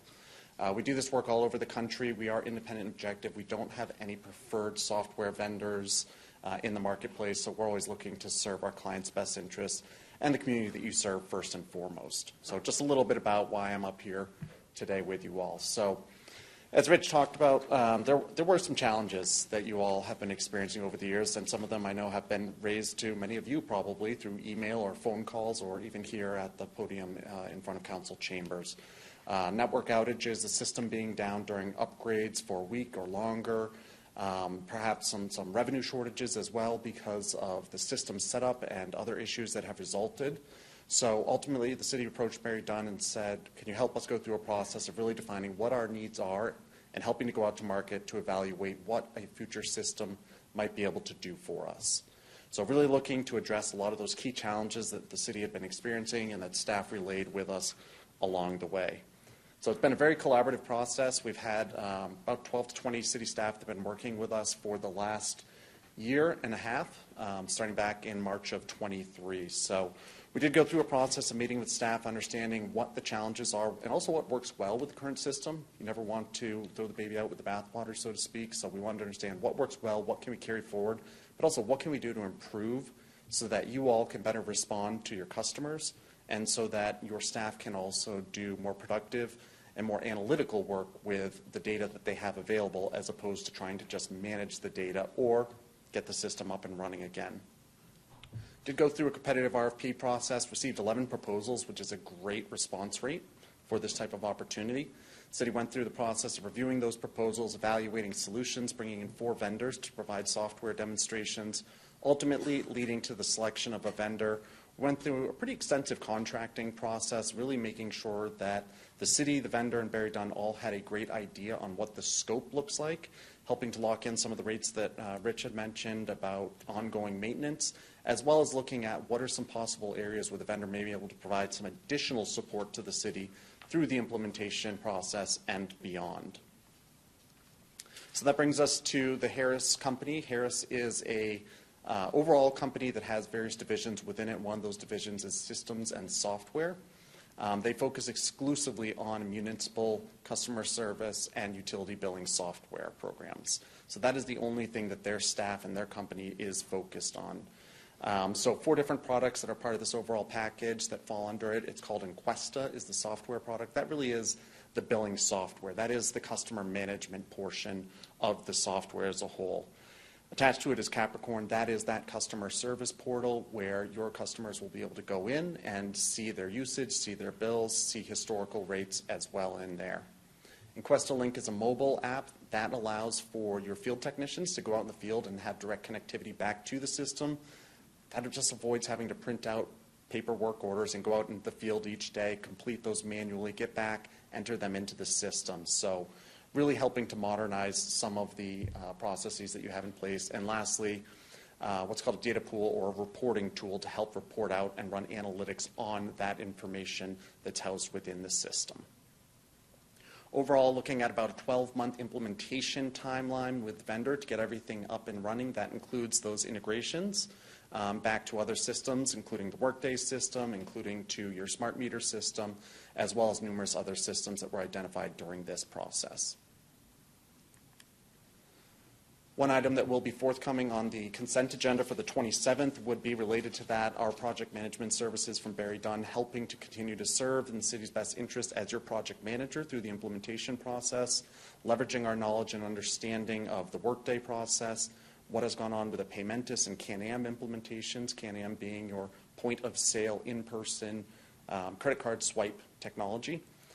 So really looking to serve as that key point of contact between the city project team, the vendor project team, holding both the vendor and the city team accountable as well to meeting deadlines, managing to the project scope and budget and timelines overall. As part of this includes also, of course, change management considerations. And what I mean by that is the people side of change, both internally but also for your customers, and making sure that they have timely communications about the changes that are coming, what they can expect and how it impacts them, and if they have questions, how to reach back out to the city or the vendor as appropriate throughout the process. So that's not on today's agenda, but that is listed for a consent agenda item for the 27th. I'm not going to go through each one of these future goals and anticipated benefits. We provided this in advance, so hopefully folks have had an opportunity to review it, but really want to focus in on the fact that the city's really been intentional and strategic about this project as a whole, looking to make sure that both the cost and the effort associated with it are going to be realized on the back end through a more productive system, through increased ability and accountability in the revenue billing process, as well as helping to provide more tools for your customers along the way. So citizens will have a more modern and intuitive portal. They're going to be able to interact with your utility department on their own schedule as well, so making sure that they have ability to interact and get information they need outside of regular city hours as well. For staff, hoping to have a much more stable system. The system is hosted through Oracle. And Systems and Software has stated that they've never had any system outages with that hosting model for any of their customers. So a big improvement over what the city has experienced over the last couple of years. I know last year, January was particularly tough. I think the system was down for about 2 weeks, the the current system was. So a lot of missed opportunity there for customer interaction, also making sure that we're staying current in the billing process. And so going to the next slide again, really looking to make sure that staff are also enabled in the process. Obviously, first and foremost, customers and providing customer service, making sure that we're collecting all the revenue that's owed to the city as well, but also making sure that staff have a more dynamic and easy to use system. One of the pieces of feedback that came back from staff as they evaluated the system was that training new staff is going to be much easier in this system. It's going to be much more intuitive, easier to use, and therefore able to upskill staff as they join the city of Amarillo and get them productive in a quicker manner as well. So that takes me through the PowerPoint presentation. I know utility billing software is at the top of everybody's list. Super interesting. Jump out of bed to talk about, We love it. I flew all the way from Maine to talk about it, so I'm happy to answer any questions that you may have. Questions, council? Good presentation, sir. Thank you. Thank you. Do we have anything further on this one, staff? Are we good? Okay. Rich, thanks for doing that. And then I would like to thank our consultant who was here for item 10E. We voted and moved on, and I missed an opportunity to thank Dennis and his team for being here today. And a good job for what they did for us in running the community group. And then I thank you for the citizens that spent their time on it. So we're still moving forward. Item 10F is up for consideration. Do I have a motion? Did we run out of motions? Can somebody check in the back? I move to award to Hub International Incorporated. Oh, you're right. My bad. 10F. Yeah, 10F. Let's see here. I move to award S&S Encuesta CIS software the contract. For 10 years, not to exceed $6,987,155. Sheesh, as stated, is that plenty? Motion as presented. Okay. Yeah. Do I have a second? Second. I have a motion and a second on item 10F. Any further discussion? All in favor, please say aye. Aye. Any opposed? Item 10F passes. Thank you for being here. Appreciate you. Moving on to item 10G, and then we're close. We just have one more after that, so hang in there with us. Item 10G, we have an award. Mr. Mitchell Norman's up. So, sir, if you'll walk us into this one for our consulting firm. All right. Good afternoon, Mayor, Council. Thank you all for your time this evening. I have an item on the agenda for your consideration for our employee benefits broker and consulting services. So I have a brief presentation that I'll walk through outlining our process and staff's recommendation, and I also have our consultant present to give a little bit of information and insight into their organization, and of course answer any questions that you have at the end of the presentation. So staff put out for bid a request for proposal for employee benefits broker and consultant services, and for your awareness, our employee benefits broker and consultant services, they provide us a lot of insight and guidance through navigating the medical industry. That's a very complex and nuanced industry, so they provide us guidance, ensure compliance with federal regulations, also help us with a lot of reporting that's required for us to maintain and manage our budgets relative to our spend on our medical plan. So they do a lot of forecasting and preparing reports, as well as statistical information. So they have in-house actuaries and things like that to help us in projecting our costs. The evaluation process, the evaluation committee was comprised of 3 city staff members. It was the HR director, the finance director, and the assistant director of human resources over benefits and risk management. Each member of the committee individually evaluated bid submissions. So there were several consultants that responded to the RFP, and the bids were individually scored, and the scoring criteria are reflected on the screen there. So the quality of vendor services, pricing, the extent the services meet the city needs, include the reputation of the vendor, the vendor's experience working with government entities, the long-term cost to the city to acquire the vendor services, and the vendor's Texas presence. So based on the cumulative scores, staff's recommending awarding the RFP to Hub International. It is a 2-year agreement at a cost of $89,960 annually, totaling $169,920 for those 2 years. And then there are 3 1-year renewal options. And if the renewal options are exercised, there's a potential for the annual rate to increase up to a maximum of 5% each of those renewal periods. So I'd like to go ahead and introduce the Hub representatives that are present. These are the primary members that we work with that help support us in our needs. We have Randy McGraw and Ty Petty present, and they're going to come up and share a little bit about their product.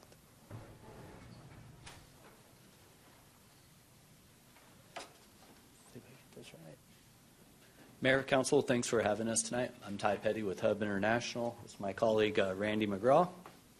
I work out of our Dallas, Texas office where our public sector practice is housed, and I'll jump right in.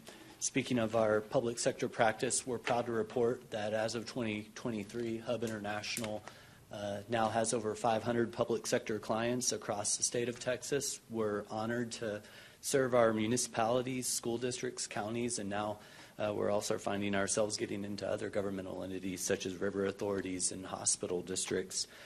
We're also really proud of the fact that in our public sector practice, we've maintained a 98% client retention rate, which I think is a testament to the level of service and the quality that we provide our clients. One of the big highlights over the past year or so is we've really expanded our public sector specialty practice by including an on-site clinician, pharmacist, and a financial analytics director so we can further assist those the cities with those issues. I think this is our most powerful slide. It speaks to the broad base of our client base. I'd also like to add that we need to update this because we recently started working with the city of Lubbock, your neighbors out here in the Panhandle. At Hub, we're also not just about cities, we're also about our public servants and public sector associations. Hub works with all the major public sector associations in the state of Texas for both education and benefits. And I also wanted to highlight the depth of our bench here on the Hub public sector team. Our practice leader is a gentleman named Brent Weger. He heads our public sector practice in the state of Texas with over 20 years experience. And then, of course, we have Mr. McGraw on our team with over 39 years, and the rest of our team, as you'll see in these slides. And again, bringing in our specialty folks such as our wellness consultant, pharmacy analytics, chief compliance. Like Mitchell said, compliance is a big issue, particularly in public sector groups, as well as our actuarial team and our analytics and clinical team. That's all I have for you all tonight, barring any questions from you all. We appreciate that. I think we may have a few questions. Sure. Council, you have anything for our consultant? Just me. So I do have a few. So I'll do my best, Mr. Mayor. Yeah. How many years have you guys handled our account? We started in 5 years. 5 years. Okay. Do you know offhand, like maybe these are the things we've done for you in the last 5 years? Here's my deliverables. I've created these efficiencies.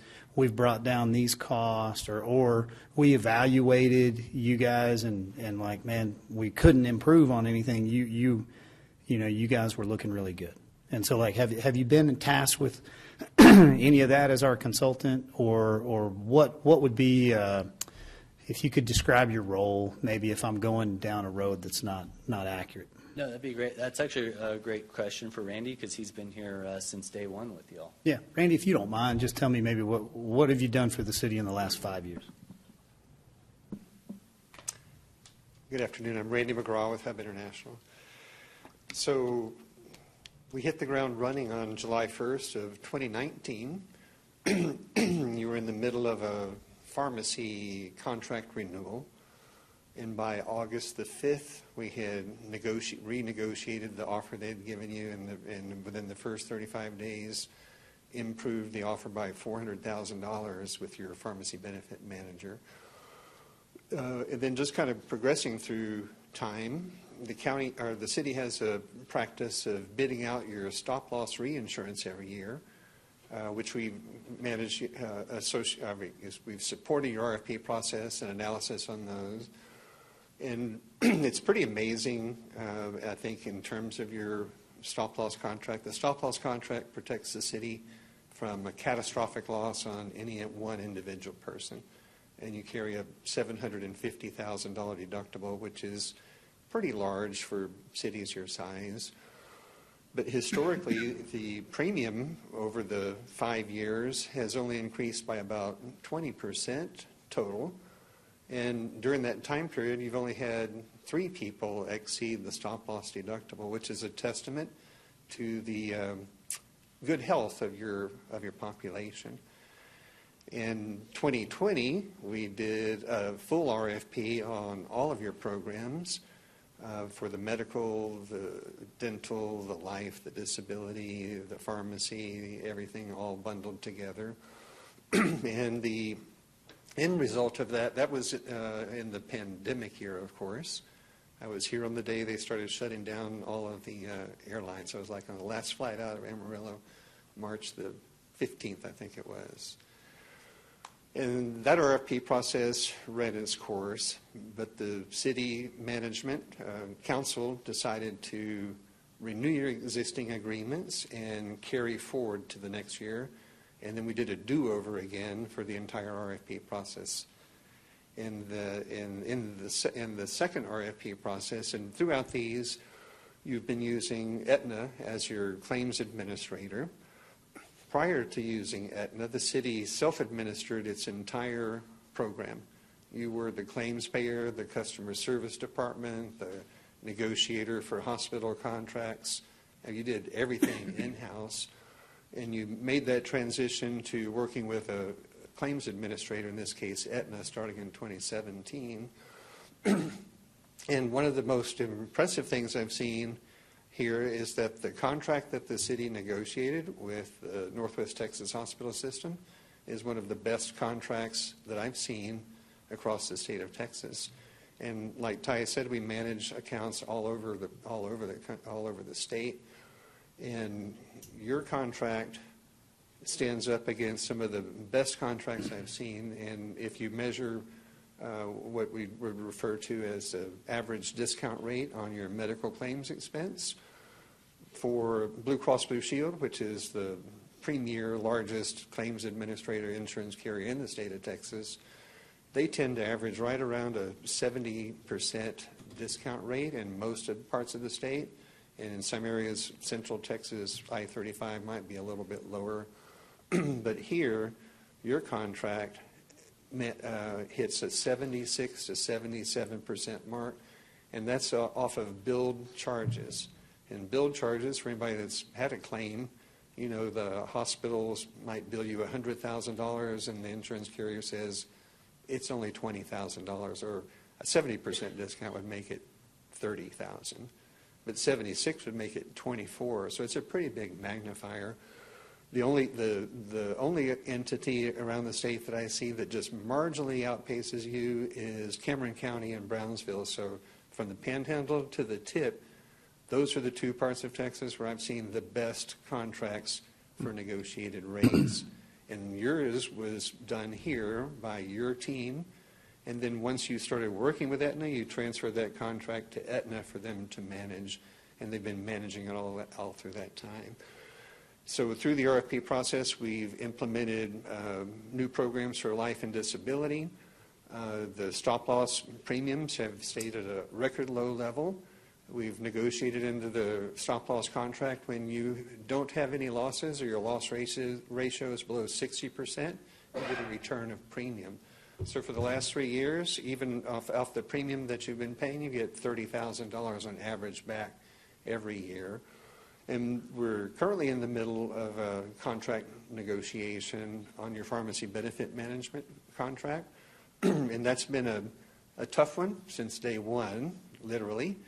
And we've made some, just in the last week, we've made some advances in the contract that's up for renewal. We'd received some indication from the city about 10 days ago to go ahead and go forth with the contract that we had from them, or the offer we had from them. But we didn't feel like that was the best that they could do, so we asked again, say, just time out, give us another week.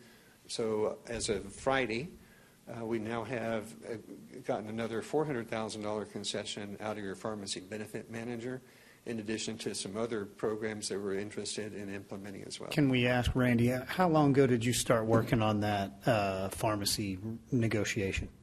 For this current cycle?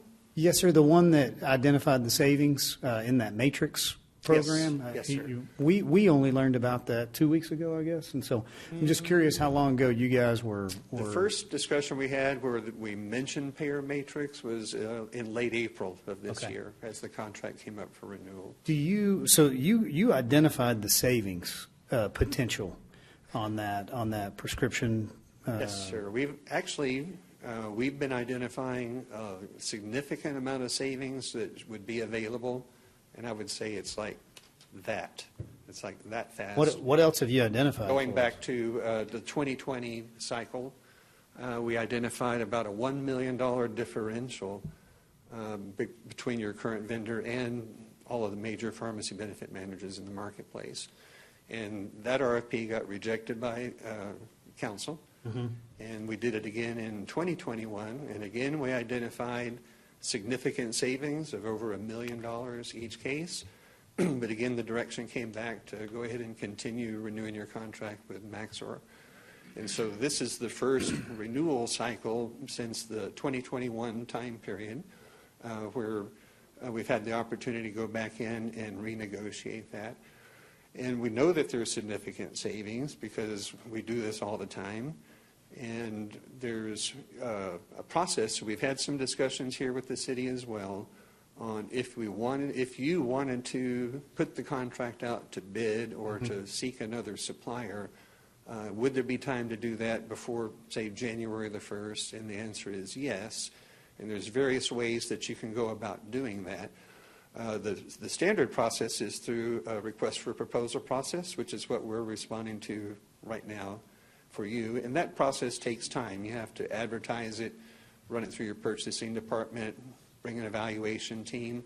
And that would probably take about 90 days or so to run its course, which would make the award date falling close to the start of the year, which would put some pressure on getting things implemented in time for January 1.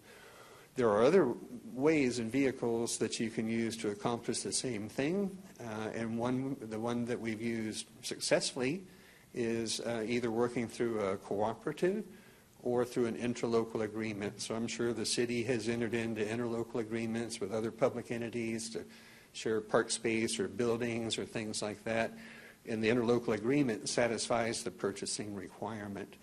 And so a technique that we've used to help large clients out of jams when the time is of essence is to go through the interlocal process. And the way we would do that is we would first go out and obtain proposals for you on your behalf from various interested parties, anyone you would suggest, plus all of the major pharmacy benefit managers in the area. We would conduct the analysis, which we did back in 2020, and segue for a moment, because when we first came here and we did the analysis, it was the first time that the city had seen how deep we dive into the data. And in fact, it was so deep that it sparked pushback from your local vendor, who attested to, or I guess he made representations that we didn't know what we were doing. And so the city, which I thought was weird, hired 3 other consultants to check our work. And they all checked our work, and they came back stellar. Everything was just right. And so that's what we've been doing all this time, and we would do that again in this process. We would obtain the proposals, and then because we have so many public entity clients, including some here in the Panhandle, in fact, our account manager lives here in Amarillo. We have an employee servicing your account that lives here in Amarillo.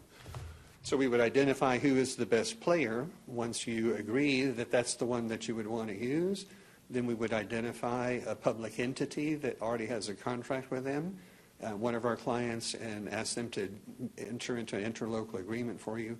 And that would cut the start to finish time down to about 4 to 6 weeks, which would allow for ample time for analysis and decision-making and implementation for January 1. Councilman Tips has something. Before we move on, I just have one more question. Do you have some other areas of either savings or benefits, improved services that you've already identified that we haven't responded to? Not so much. Well, there's the concept of a consumer-driven health plan that we have brought forth to the city for discussion at various different times, and that requires a lot of education. And your plan has been performing well. You haven't had to raise contributions from the city or from employees very much at all over the whole entire five-year time period. And so a consumer-driven health plan would be probably the biggest difference in terms of benefits that are offered by your peers and ones that you offer.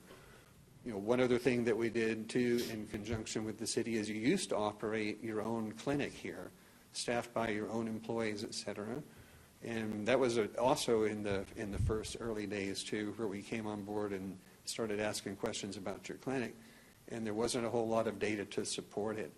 So we did do competitive RFPs for clinics, and I have a saying to people too. So some of your local hospital providers came and said, "We'll be your clinic. We have clinics all over the city. When people go to your clinic, we'll file a claim to the city and pay it." Well, that's not what we're looking for. We're looking for a clinic that comes in and helps you manage your health and your well-being and outperforms the average market. Because I would like to say, I could help you turn your entire city into a free clinic. You just say, turn off the co-pays when you go to the doctor, everything's free, and you have a free clinic. So as we went through the process of looking at what the costs were for other entities, they were kind of eye-popping and greater, in some cases, over $1 million for them to operate the clinic. You were operating your clinic for about $700,000, but you really didn't have that many people going through it. So it was a novel approach, and I applaud the city for going down that path. And I tell a lot of other people that are interested in clinics, we said we're going to just do away with the clinic. We're not going to hire a contractor, and we're going to take the urgent care facilities in town, and we're going to turn off the copay. So now instead of having one clinic that you might go to here, or 1 or 2 clinics across the city, now you have urgent care clinics. Any urgent care clinic in the city is no copay to employees, and they can go to the clinic at no cost. And that was the big question, was, is that going to be more expensive than operating the own clinic? And so we've watched for 2 years now that you've done it, and that concept opened up access to urgent care facilities for everybody at no cost, for about half the cost of how you operated your clinic in the past. So now when people come and say to us, maybe we should have a clinic. I was at a school board meeting last night, 700 employees, and they were saying, we need a clinic. Like, no, you don't need to be spending $700,000, but you could do like City of Amarillo, just turn off the urgent care, and then presto, you have a clinic like that. Randy, that's very helpful. Thank you. Councilman Tips. So, Randy, just to clarify, what you stated was, y'all looked at our pharmacy program. We're in a 3-year contract, correct? And it's coming to an end this December. It expires on January the 1st, 25. So y'all had found at least $1 million savings whenever we did the RFP previously, correct? Multiple times, yes. Multiple times. But you were given direction from that council back then to still go with that. So we identified savings, or you guys identified savings, but you're given different direction from council. Is that correct? Correct. Okay. So another service y'all provide, you're looking at trends, right? Whether it be pharmaceutical usage or illness or just per member usage, whatever. You're constantly looking at that. Is that correct? Yes, sir. So at any time we could request that data, and you could show us and see where we're trending, maybe off, or other entities that are similar to ours. I mean, I would hope that we don't have to ask, you would bring that to our attention. Yes, Is that right? we have a monthly meeting with you where we update all of your trends, everything. To make sure And that, the reason for that is, and our philosophy is, at any given time, you may ask us, what do you think we need to be thinking about 1 year from now? yeah. And we're prepared to answer that question when you ask it. So question, and again, this isn't pointed, I'm just curious. So if we knew we had identified those savings in the pharmacy program before, you probably knew we're probably going to come up against and see that again. Mm-hmm. Why did we not maybe do the RFP sooner to where we're not up against this deadline? Now, I appreciate you finding a workaround with the interlocal agreement. Mm-hmm. That's great. But why did that not come forth to say, hey, we need to do RFP because I can guarantee you we're going to find some savings here? Why was that not done sooner? That's a mystery to me. So, but it comes up with every discussion. But who is that on? Is that on you guys for not bringing it to us? Is it on us for not bringing it to you? I think I know we have been well documented in expressing our concerns regarding your current contract and your current. So in April, to Mayor's pretty much point. every time we have a discussion, we even have, we track all of your rebate. It's the area that Maxor lacks in is in their ability to return rebates from drug manufacturers to you. Gotcha. They have two programs. One, very innovative, which we implemented in 2019, right after we started working with you. And that was a market-leading program that they did. And that's one of the best things I think they have going for them. Okay. But ever since day one, the remaining rebates that are returned are currently it's probably about $1.5 million off just on the rebates. Right. The payer matrix concept only came to our awareness with that Maxor had the capability to do it when we met with him back in April. And during that meeting, I said, we want to see that proposal right away. So is it my understanding? You could do payer matrix with any other pharmacy benefit manager. Okay. So it would be like. So it increases the rebates considerably. Pardon me? It increases the rebates considerably is what you're saying. Payer matrix does. Payer matrix helps find other solutions at lower costs, not just necessarily through rebates and coupons and things. Okay. So it's my understanding that they're not willing to do that unless we enter into an agreement that we're going to renew their contract. Is that correct? That's what they've proposed. And they've proposed another 3-year contract. And we had a discussion with your team yesterday, tied in, because we don't feel a 3-year contract is in your best interest. Yeah. So a contract can be written to say that it can be terminated at any time with proper notice. Sure. And so what we would recommend is if you wanted to renew with payer matrix, that we go down the path of executing a contract, but only for a 1-year time period, because all of your other contracts are due to go out for bid next year anyhow. Okay. And it's helpful to have the pharmacy and medical going out to bid at the same time. Okay. When they're staggered, it's a little bit disjointed. Okay. But and in some cases, the carriers own pharmacy benefit managers, or in the case of Aetna, CVS owns Aetna. And when those two work in tandem, then they can make some business decisions to say, I'm going to take some of these gobs of money, because the only way CVS could afford to buy Aetna, they're a pharmacy and they're making a ton of money. So that's where the money is in the equation, is on the pharmacy side. And by putting those together, you can bring greater strength and negotiating strength right. I get for it. your overall program. Yeah, I understand. So but currently you're shopping our pharmacy, correct? Not yet. Not yet. We do this all the time. So we just concluded an RFP in Corpus Christi. Okay, so you could find one for us, and then when our other contract, our healthcare contract comes up, that we might want to marry it with whoever they have as well. Yeah, just so they're welcome to bid. Anybody's welcome to bid. And anybody that,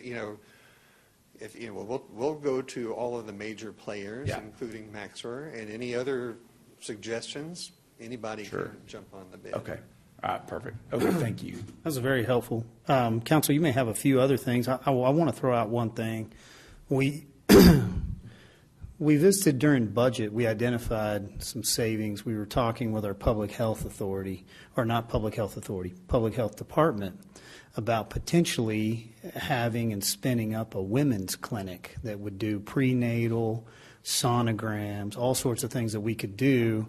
You guys may have been here for some of our other discussions that really brought a lot of this to light, like with the Sanctuary City Ordinance of, how else are we really leading to help women in our community? And so we're looking at putting that in.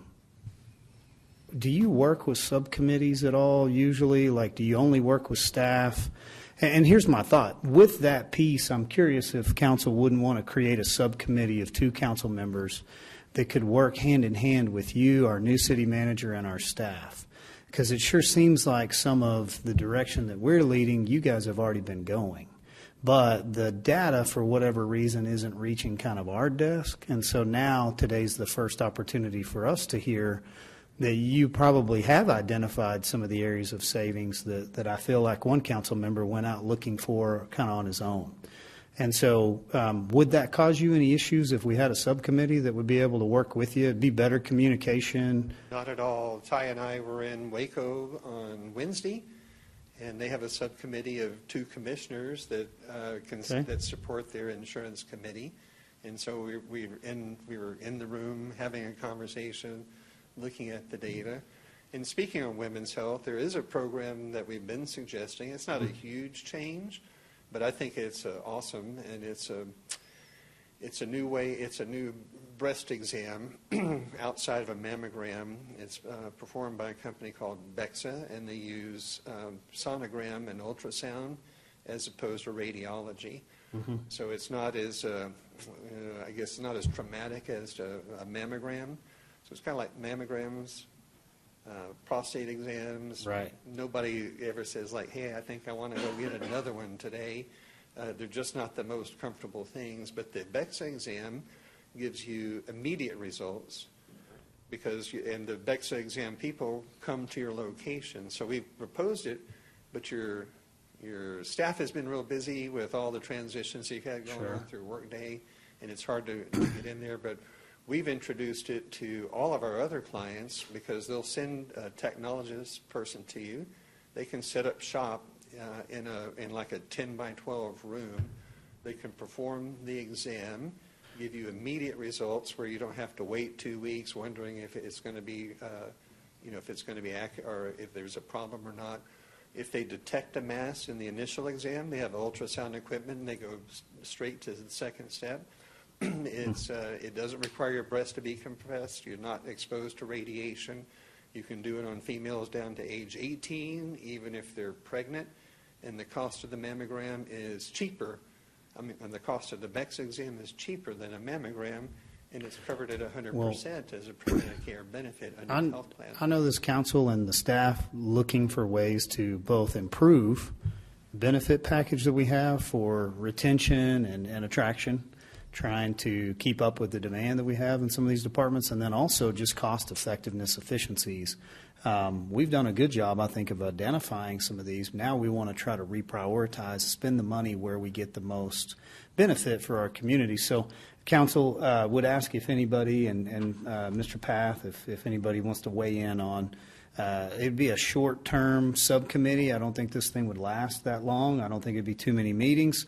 But with the goal in mind, we create a health subcommittee, 2 council members to work hand in hand with you, hear your ideas, but then also bring in some of like our public health department and what their vision is for the women's clinic.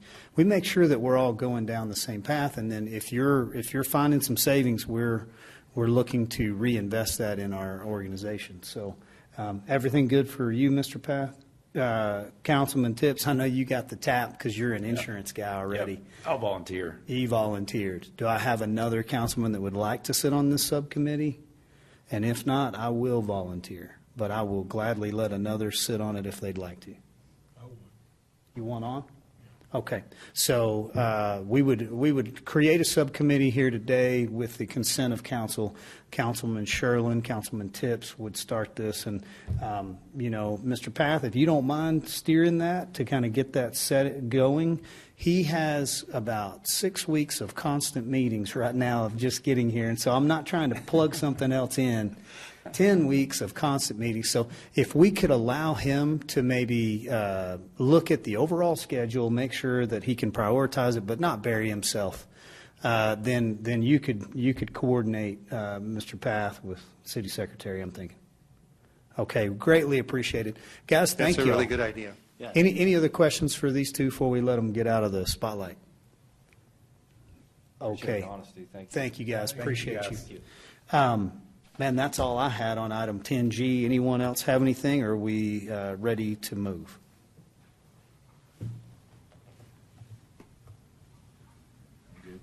Good. Okay, I'm good. Would ask a motion. I move we award the contract to Hub International for the contract beginning September 1st, 2024. Second. Motion and a second. All in favor, please say aye. Aye. Any opposed? Motion passes. We're on to our last item. Just like the mayor, take a short meeting and drag it out. Item 10H, sir, I believe it's Kyle Sneederjohn coming forward. If you will walk us into this, I believe it's a design aspect of wastewater. All right. Yes, sir. Thank you, Mayor, council members. Appreciate the opportunity to come before you today and present this item. We're looking at there it is. Got it. We're looking at a professional service agreement for our wastewater treatment plant. And so as I maybe normally do now, we're going to start a little bit on some background information, add some scope to this, and then get through it as quickly as we can. But we're talking about the wastewater Hollywood Road wastewater treatment facility. That facility the original facility is 1964. It has seen some upgrades and additions to the facility over the years. The last one being a capacity addition in 1992, but in general, that's a 1964 model plant out there. In September of 2023, we had a TCEQ compliance investigation that identified deficiencies out at the plant, and that wasn't the first round of deficiencies identified, but in general, that was the last one. And so in September of 2023, we had that meeting with TCEQ, and we implemented in January of 2023 a professional services contract to review that facility and make some recommendations for us. During that review, we went and looked at the historical items. So we evaluated the quality and the quantity of the wastewater that we were dealing with from a time period about 2014 through 2023. And I'll show you some of those results. But in general, trying to understand what we were dealing with, as well as trying to forecast some trends and see some trends that allow us to make good decisions. We did a performance evaluation of the north and the south treatment train. So there's not just a singular path of water to go through that facility. It actually has multiple trains, adding some redundancy to the plant. So we evaluated both of those trains. We looked at future conditions, including future flow projections, future concentration projections. And then we just looked at the assets. We physically looked at the mechanical apparatus, the structures, those types of things. We did a risk-based condition assessment of every one of the assets out at the plant. And what that means is we're evaluating the likelihood of failure as well as the consequence of failure, and then trying to utilize that as a matrix such that we understand how likely is this, and then what the risks are associated with each. What was identified is there was 6 assets out at the plant that were identified as critical, 33 assets in the high category, 21 in the medium, and another 33 assets in the low. And I'll talk about that a little bit further as well. So we learned some things. We learned some things about the condition of our plant as well as how our plant operates and behaves. But we also learned some things about how our community is growing and how what opportunities we have and changes that are happening within the community that impact our wastewater treatment plant. We looked at flow rates. We looked at concentration rates of different constituents, things that maybe we haven't encountered in the past that we are encountering, or are we encountering things on the same levels that we have in the past. And that bottom chart on the bottom left is a chart that that's basically BOD flowing out of the plant, or how is the plant handling BOD. And the thing that's significant about that chart, and how you don't get caught up in what it actually is and what it's showing, but what you should notice is that over there to the left of the screen, that's a straight line, or the scale of that produces a straight line. And as we move to the right on that chart, we start to see these erratic behaviors. We start to see this movement of and what that's displaying is how well is our plant handling the constituents that are being brought to it. And so as it gets more erratic, we are either underperforming or overperforming, because below the line would be efficiency and over the line would be performance. But the erraticacy of that chart is what's important to note, because what that's showing is over the years, our plant is starting to behave in manners that aren't good. We want that flat line, right? We don't want a lot of deviation from the line and depicted there. So that's what you should glean from that. Look, more background, again, I said we monitored every piece of equipment. We went and looked at every piece of equipment out at the plant. There's an image of what's out there as far as the structures that are out there. And I apologize, that's a little small on the screen, but and then within each of those buildings, there's even a pump, and there's mechanical devices in each one of those, and we looked at them all. I put up the vicinity map. I should have put that earlier in my presentation, but we are talking about the Hollywood plant. We have two plants, one to the north and one to the south. This is the south plant out at Hollywood in that vicinity. So this is that risk analysis matrix or risk-based analysis, where your likelihood of failure is high, medium, low on the left there, and then consequence of failure all the way from minor to major and catastrophic to the right. And so obviously upper right in that red level are the items that really have a high risk of probability and a high risk of consequence related to them. There were 6 items out at the plant identified in that category. So again, started that in 2023, and while that's happening, all the while that those analyses are taking place, all the studies taking place, the facility's still running, the facility's still functioning, and the community's still growing, and the community's still developing, and things are still happening. We saw, in that same time period, we saw a significant new industrial loading introduced to the basin of that plant and to the plant. We saw a high influent event where we had basically lots of influent water come from stormwater event, infiltration into the system, slug of water coming through the plant. And all of those things combined generated very high operational demands. So the plant got more difficult to operate in that same time period. That's that erraticacy we start to see in the chart where it's getting, there may be a mechanical failure. That mechanical failure induces a biological reaction, or vice versa. A biological reaction induces a mechanical failure. The plant gets hard to operate in those erratic environments. And likewise, as those things get difficult to do, those aren't super fun jobs anyway. And then when it's stressful because you're going out at 2 a.m., you had that example in one of your other items, 2 a.m. and it's cold outside, that's not a fun job. And so we see some staff turnovers, and all of those things start to combine in and of themselves. During that time period, we did experience permit violations with the TCEQ related to performance and items at the plant.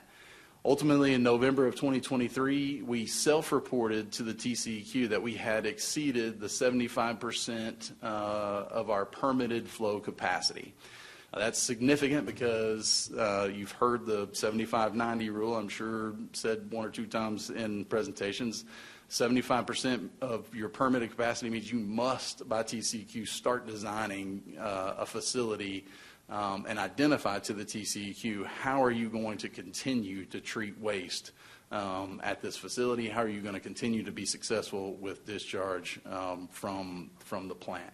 So we self-reported in November of 2023, and that was the beginning of a conversation that is ongoing conversation that mandates the planning and design of the plant in its next phases. So that brings us to where we're at today.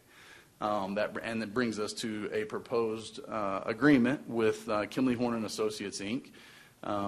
The scope of work for Kimley Horn to perform is to take all of that information that we learned, all that information we spent a year gathering and preparing and putting together, and updating all of our planning documents, updating a master plan. They'll actually have some updates to our existing master plan, as well as fill in gaps in other planning documents, but update all of those planning documentations, and then perform a preliminary engineering report and prepare a preliminary engineering report. That report will include process evaluations. So how is the best way to treat our waste? Now that we understand maybe our waste is changing a little bit, mostly in the past had been 80-90% residential, we're branching out, we're growing, we're turning into a metropolitan city that has higher industrial loads, that has higher commercial loads, is going to support some of these other industries. What is the best process? And it may be exactly what we're doing now, it may be completely different than what we're doing now. They're going to make equipment recommendations. They're going to look at phasing plans. We still have to operate the existing plant, and we've got to be successful operating that existing plant throughout the course of multiple years of an implementation of these recommendations. And then we're looking at discharge evaluation. One of the things we looked at is, and I mentioned population projections. We're forecasting a 20-year build-out of doubling the flow rate. Well, that doesn't just go in the same place that you're discharging now. There's considerations for what are you able to discharge? What will you be allowed to discharge? How will that be regulated by TCEQ? Are there opportunities for other environmental considerations, water reuse, environmental reuse, aquifer recharge? All of those things are on the table to be evaluated as a discharge evaluation. And then the end of that being a budget estimate, so that I, in the CIP role, can help us understand where we're moving forward and bring that information and help you guys understand and talk about these budget conversations and how we move a planning document forward to be successful. They're also going to do TCEQ permitting. So all of that preliminary engineering report is presented to TCEQ and critiqued and evaluated by TCEQ, because it formulates a major amendment to our existing permit, the existing permit of the plant. They're going to take all that information and evaluate it. And coordinate. Our consultant, as part of their scope, will be coordinating those activities with TCEQ. The other major item is at the laboratory building. We call it the administrative and laboratory building. There's a significant amount of testing, laboratory testing, that takes place in our wastewater system, and we don't necessarily have a conventional laboratory to do that in. We're being successful with the tools that we have, but we can be far more efficient. We can be far better with our staff, and we can be far more efficient. And so we are including an architectural programming as part of this contract. Architectural programming really just means we're going to take a look at the scope and the functional requirements of our laboratory and administrative pieces. They're going to give us a first run at what kind of building do you need to perform these functions. Well, what functions are you going to have to perform under your new administrative major amendment permit that we're talking about and negotiating with TCEQ, and then how best can you achieve that? We're going to look at a physical location of that plant. Should it be, or lab, should it be out at the treatment plant? Is it better to be in town? What are those considerations? How does that come together? We're also going to look at SCADA. SCADA is Supervisory Control and Data Acquisition Systems. It's basically an electronic communication between your mechanical devices. We're going to know how long a pump runs, how efficient it's being, and we want a centralized location to do that and control those pieces and move it forward. And then lastly, a budget item on that one. And that was my longest slide, so thank you very much. Great job. What we did is we took that scope of work and we boiled that down into into a singular phase. And that phase is phase one. It's what we're considering right now. It's what I'm bringing forward. That phase, in general, is to do all of those planning things we just talked about in their scope of work. The goal of all that work is to minimize the total project cost. We want the best solution that we can get for the best price that we can get it for, right? That's our goal. We also are going to develop that scope is going to develop us a roadmap for the future. We talked about staff turnover, and we've had it. We've had it in our management team. We've had it in our utilities group. We've had it in our engineering group. We're going to develop a roadmap that can be followed no matter who's driving the car per se. Then obviously those budget estimates, you guys are right in the middle of budget. You're thinking about these future projects right now. You understand where that's going, and that TCEQ coordination being the biggest part. What's highlighted on this slide is that what we're talking about is phase one of a contract. It does not include phase two or phase three. Phase two is design tasks. That would be once we know what's the best solution and how we're going to move it forward, then we're actually going to go, and we have TCEQ's buy-off on those same things. Then we're going to actually design it, and that would be phase two. And then phase three, then we're going to go construct it. And so those are not included in the costs that I'm bringing forward to you because they're undetermined. They're undetermined what our path is. They're undetermined what our current scope is. However, we absolutely anticipate, and if not outright expect, an overlapping of these phases. There are things that we're going to do in phase one that we don't necessarily have to have completed to start portions of phase two and or so on and so forth, phase two to phase three. And so we're going to bring those efficiencies forward as we can. This is our current schedule for that kind of activity. We're sitting in September, October of 2024, and then we'll be looking at that preliminary engineering report, the completion of that preliminary engineering report summer of 2025. There's lots of activities that are happening concurrently there. We're doing historical documentation. We're doing communication with the TCEQ. We're doing our master planning updates and other planning document updates. And our contractor, our engineering firm, specifically has the capacity to manage those on a continuous across multiple facets. Then we start that heavy communication with TCEQ, major permit amendment, and discharge, the issuance of that discharge permit starting, same thing, late summer 2025 all the way through summer of 2026. We absolutely anticipate that we'll have a preliminary planning document and probably would be required to have some preliminary planning documents to present to TCEQ during that conversation. So would it be anticipating moving into phase two of this contract late summer 2025 or late fall or fall of 2025 and moving on into the summer of 2026? Construction activities could start earlier than we have indicated here. We will absolutely look for those opportunities. Those opportunities may be like early out type, where we're able to isolate a certain area of the existing plant and do a construction activity there, or maybe it's an early out input to a new facility. We'll look for those opportunities, but right now we're forecasting construction activities starting summer of 2027, construction completion of a operational and either hybrid existing facility, new facility, generally leaning towards mostly new facility, 2029. Ultimately, staff is recommending consideration of this proposed agreement with Kimley Horn.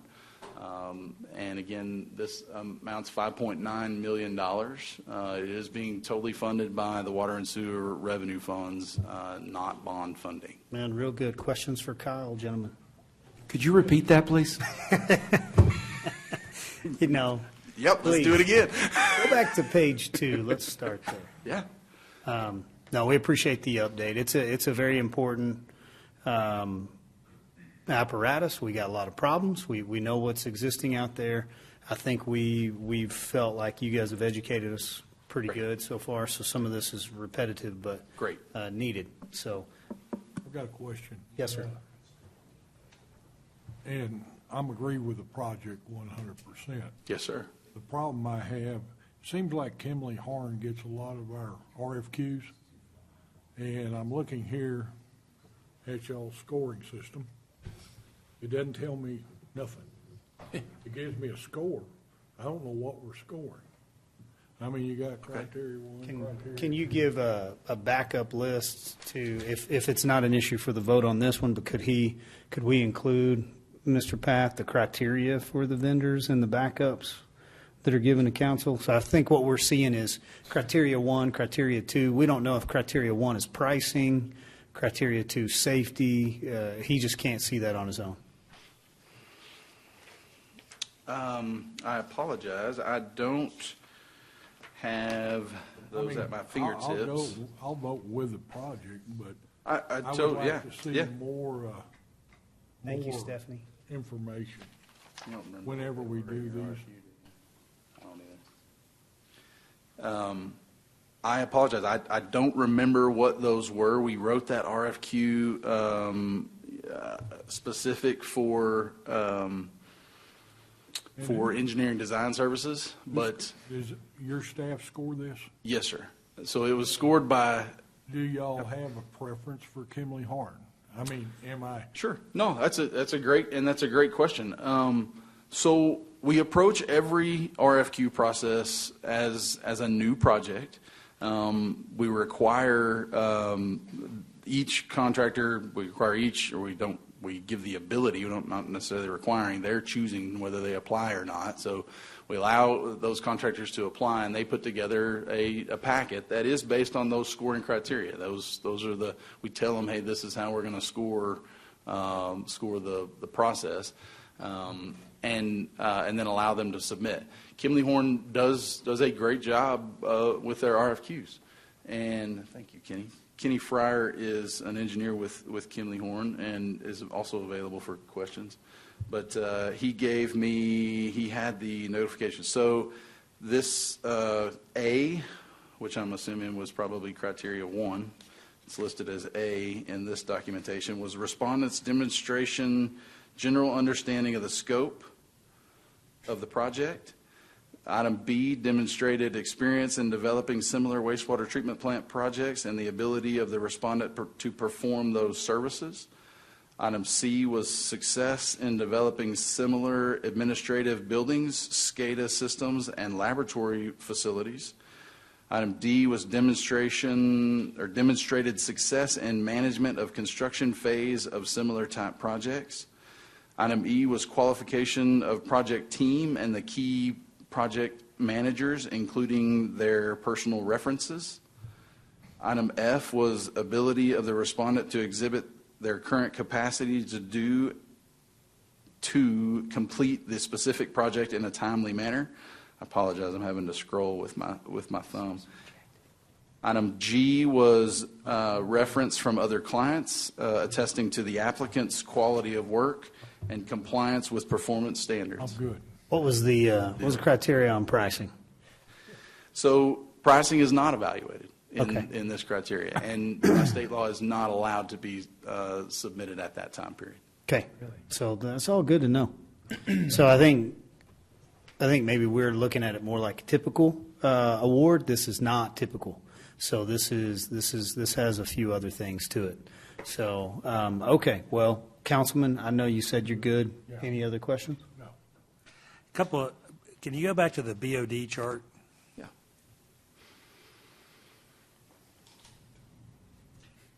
So, and to remind me again, BOD stands for? Biochemical oxygen demand. Okay. And so when the red goes up, that's bad.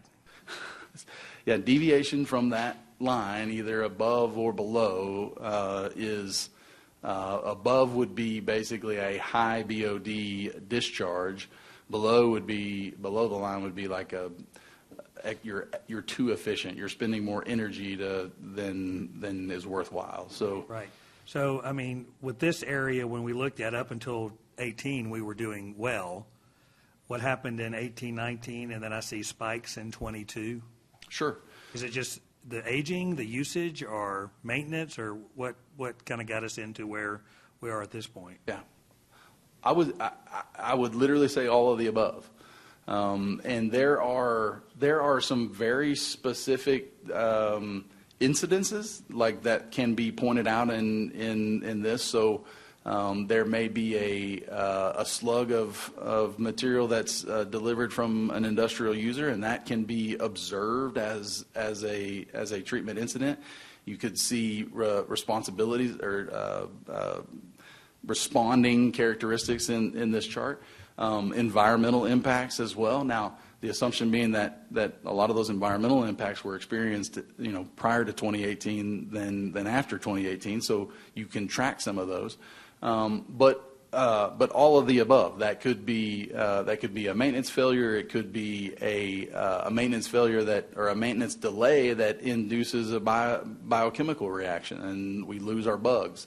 The flood event is a great one. So, for example, the ramification of a flood event is that we took in lots of influent water. It's storm water, but it's generally clean relative to fecal composition and those types of things. But the volume pushed our bugs out. So we moved the biological agents that are in our plant out of the plant.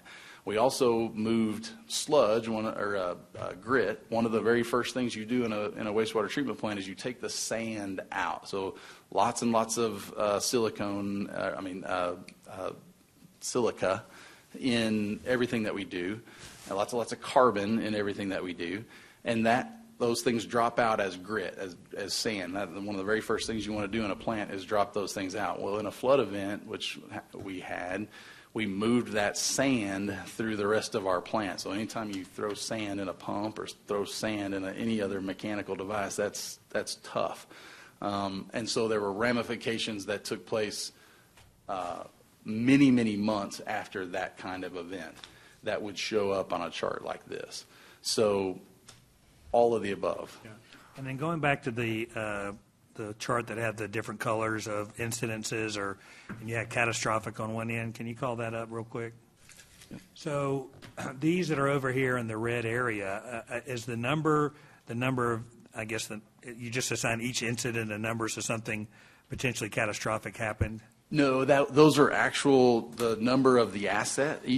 Literally each pump, each piece of equipment had a numerical identifier, and so that identifier out there at 41 and 4 was literally the identifier for that piece of equipment. And so we had 6 items that were identified as critical, and I told myself to bring that paperwork with me. I apologize. So this is just the various facets out there and where they are from a lifespan durability issue. Yep, it may be I know one of those is the bar screen. The one of those out in the critical is our bar screen. The other out there in that critical was our blower setup.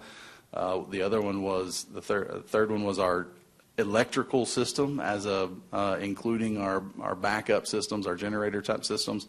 That was evaluated as a whole.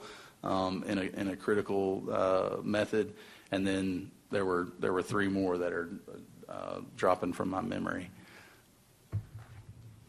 And so, are there really? I mean, of these, I guess there are some more critical things that are in the orange and red that are absolutely things that we've got to address more. Absolutely, and to keep it operating. Absolutely, and those things are being brought forward. So. You have we've got a bar screen project. There are things that we're going to have to address in those critical items of the existing facility. They won't last through this long design and permitting process mandated through the state and getting all those approvals in order. So there are things that we're going to have to replace in the interim. Those things are needed to be functional, and we'll have to bring them forward. There'll be design projects that will come before it and awarded for construction contracts through this body. Thank you. Any other questions for Kyle or maybe Floyd? Yeah, Floyd, could you tell us how the wastewater plant works? I'm just kidding. Oh, Councilman Tips. We're covering a lot with you, Kyle. You're Man, good. all in good You're fun. good. Thank you. I like it. It's a big contract, so I mean, Lord knows we voted against a taco truck. So like this is 5.9 million. Sure. So Yeah, and that construction activity is looming. I mean, that we talk about a big contract. We're doing our due diligence now. I would much rather, if we if we identify a 0.5% of savings on a $300 or $500 million new facility with this level of effort, the savings are yes, numerous. they're large, and so it's exponential. We like that you've got a good partner, somebody who's going to work with you, and you guys are you're gonna fix this problem for us here real soon. So, Council, do I hear anything else you guys need on this one for Kyle, or we'll let him sit down? Okay. I think there's one more motion left back there. If anybody wants to bring it up.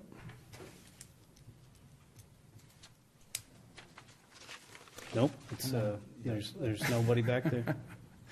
I move to award Gimli Horn and Associates Incorporated the contract in the amount of $5,919,800. I have a motion and a second on item 10H. Any further discussion? All in favor, please say aye. Aye. Any opposed? Motion passes. Seeing as we are out of motions, you're adjourned. Thank you all. So you don't need a motion to adjourn anymore? You don't have to have one, but it's